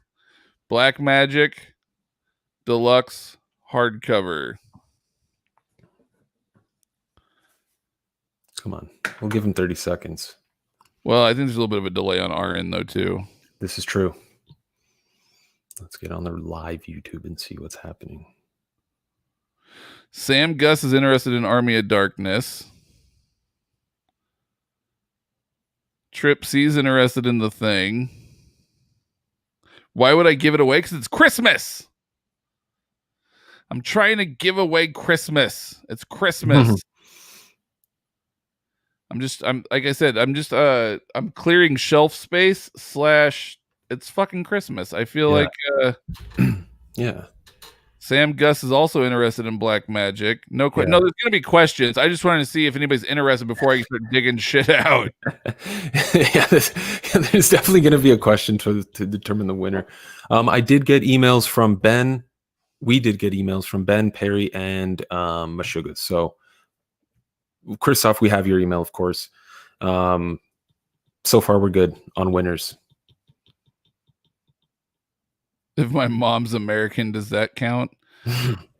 I mean, I could ship it to your mom, I guess. No, because you already got a book. You already won. Yeah. All right, we got a lot of people going for this Black Magic. Yeah, I figured that one was going to be a good All right, you know what? Here's what I'm gonna do. I'm gonna grab a couple books. I'll combine shit if I have to. Maybe you'll get multiple books. Here we go. Hang on one second. I think I might get into this giveaway.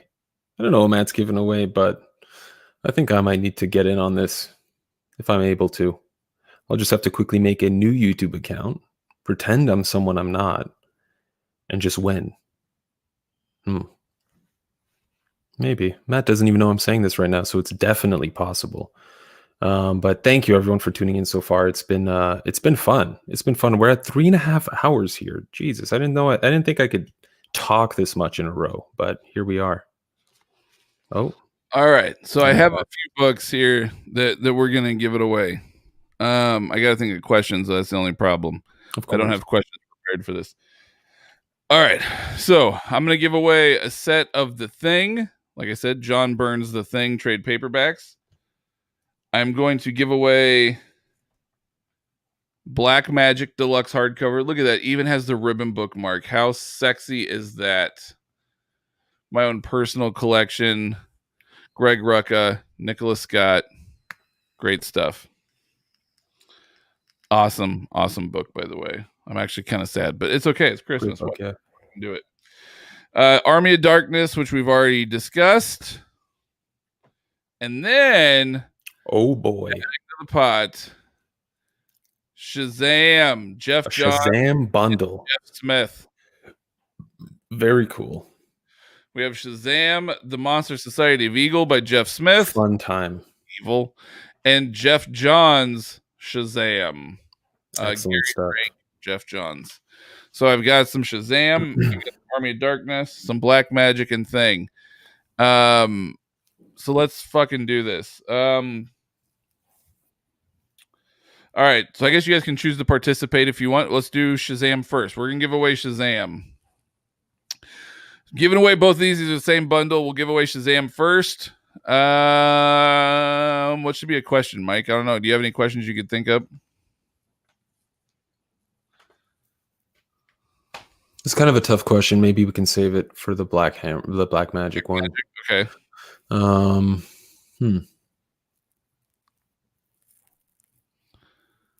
don't know. I don't know. I know. I'm trying to think. All right. Here's an easy one.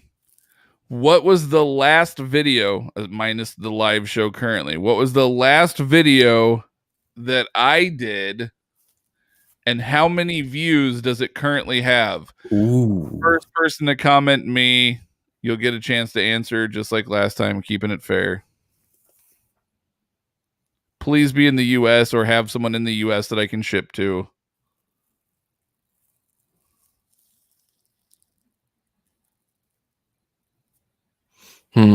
Oh, Krista, I can't ship to you, man. And you've already won the $50. Trip C says Dead Man 2000. Dead Man is the correct answer, and it's 2004, but we'll let it slide. That is correct. That is correct. Dead Man. All right. So, Trip C, you are getting Shazam lot. Very nice. Yeah, but Christoph, you already won the $50. All right. So, Trip C, you get Shazam.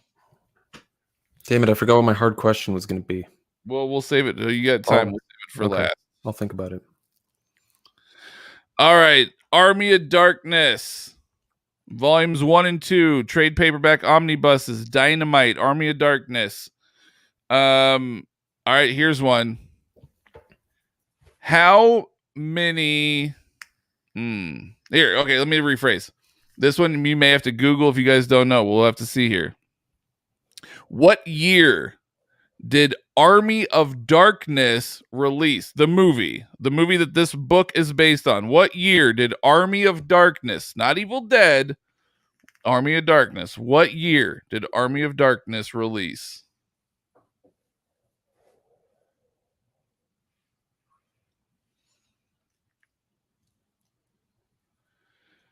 Trip C, shoot me an email, would you, if you could right now, just so that way I know it's really you. Or hit us up on Instagram. You can email us on Instagram too. That works either way.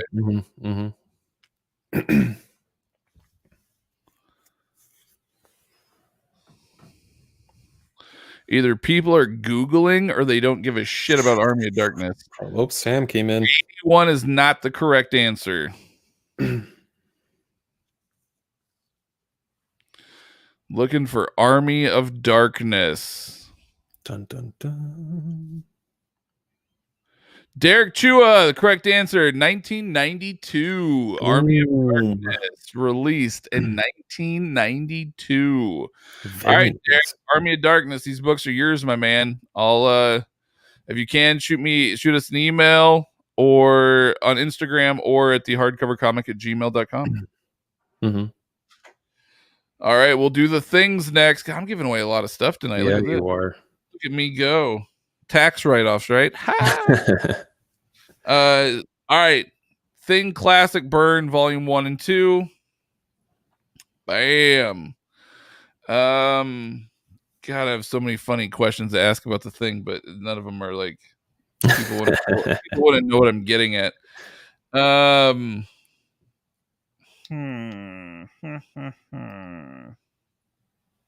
All right, this one kind of pertains. So hopefully you guys were watching earlier in the show when we were discussing our top favorite artists. What was one of the main things I said that I loved about John Byrne's work?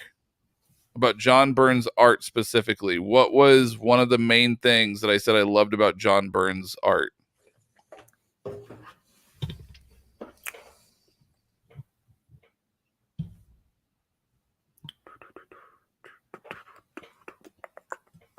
Who was the artist for John Byrne's Thing comic? That one's just sort of obvious.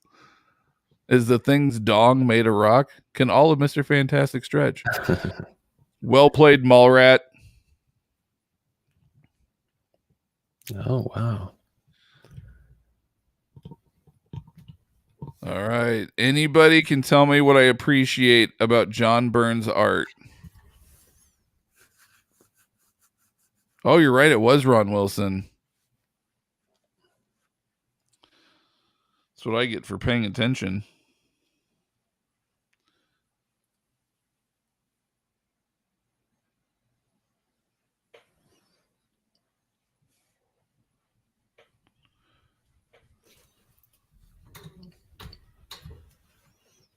Oh, looks like we got a duplicate. We got a double player. What? Oh, Trip C, the thick black outlines. You know what? Oh boy. Nobody else is really That's true. No one's biting. no one's biting. So I think we'll just go with I think Trip C, I'll just send you both Shazam and this one just because can we only win once if no one else is interested? No one else really seems interested in the thing, to be honest with you. So we'll roll with that. Should we make so for Black Magic then? Should we do anyone can win? Yeah. Well, no, I don't know. Maybe. Yeah. Fuck it. Just to be Anyone fair. can win Black Magic. It's a hard question. You said, right? Yeah, but I don't remember it. Damn it! You haven't remembered it yet. No, man. Actually, I guess we can ask sort of an obscure, kind of difficult question. All right, you come up with the question. I'll show off the book. Okay. All right, Black Magic Deluxe Edition. As long as you're in the U.S., you can win. Anybody can win because Mike is going to think of a hard question. Yeah.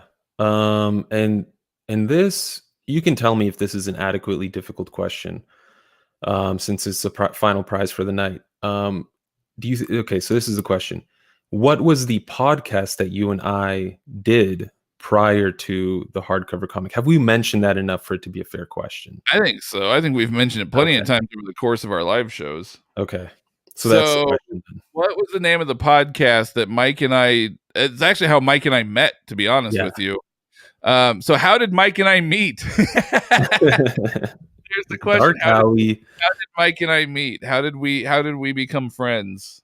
We became friends through a podcast, but what was the name of that podcast? Mm-hmm.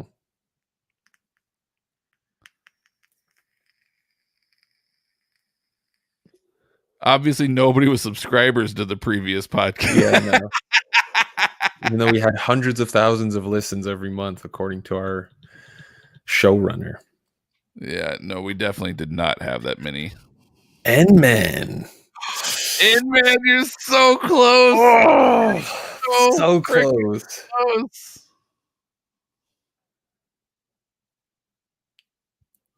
Definitely not Omni Bros. N-Man, you were so close.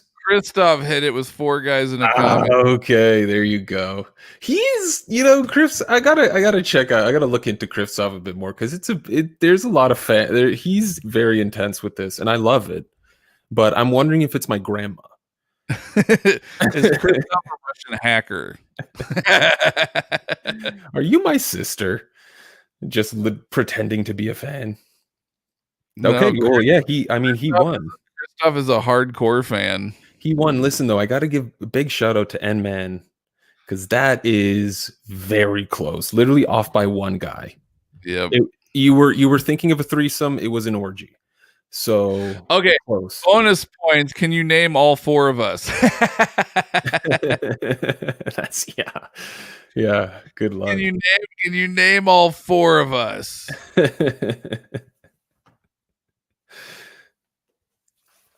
No, I'm kidding. Probably nobody listened to that podcast, and I don't fucking blame you. So I love how Christoph said, "Man, we're both from post-Soviet Union territory, so it's possible."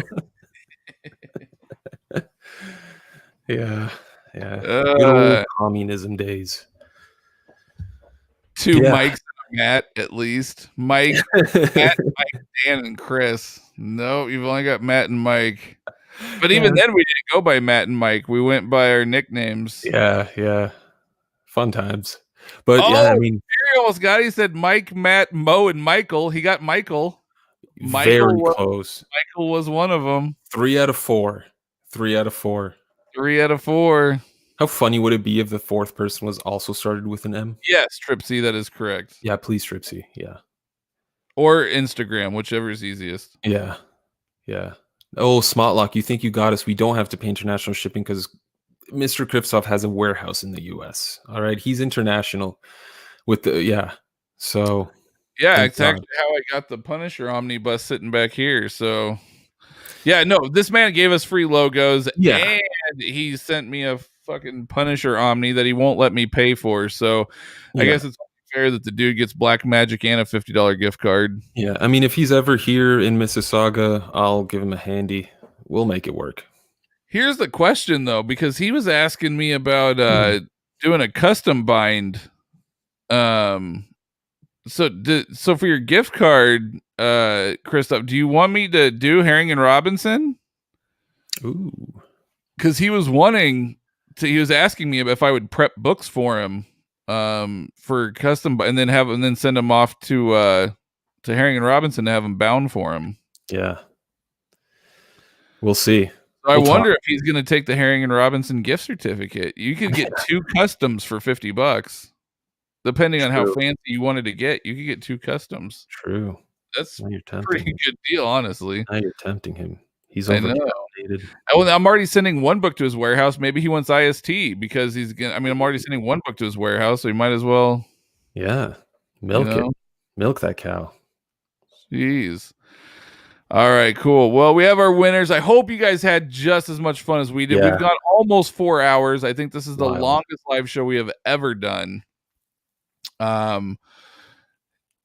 No, I'm going to take the Ennis trade paperback on IST for this $50. Send it to you and pay bind. Oh my goodness. The demon. He's so happy. All right. Well, hope everyone's this is a great way to start off Christmas, I must say. Yeah, no, it's a great way to start off Christmas. So Merry Christmas, Happy Hanukkah, Happy holidays, Happy Festivus, Happy whatever. Merry Christmas, everybody, and to all a good night. But no, thank you guys for absolutely everything. I hope you guys had a lot of fun.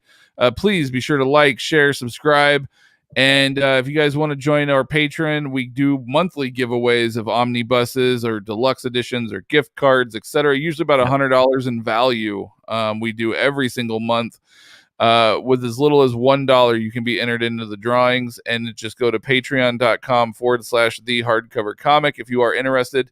And for those that participated in Super Chat, we know it works. So thank you. We had no idea that was even how it worked. We turned it on. We have no idea. So thank you guys very, very much. JT. Matt, I am getting the Incredible Hulk Epic Collection Volume 1 for Christmas. That's awesome, man. Please answer me before you go. That's fantastic, man. Enjoy Incredible Hulk. But yeah. So, anyways, Yeah, thank you guys thank you so all much. very much. Have a wonderful morning. Have a great Christmas, great Yes. whatever. Eat lots of food. Get Catch plenty of y'all on sleep. Monday. Monday, Yes, 10 Monday live p.m. show. We're interviewing Casey Cross, Dark Heart Creations. Yes. Come with your questions. If you've been interested in statues, remember, this is a fraction of the cost. It's Amazing, like prop amazing work. creations. Yeah, it's like kind of like prop creations. So, It's great. Yeah. Be sure to tune in Monday. We'll all put right. stuff up on Thank the you, social everyone. media. We love you all, and to all, a good night. You guys are the best. Thank you.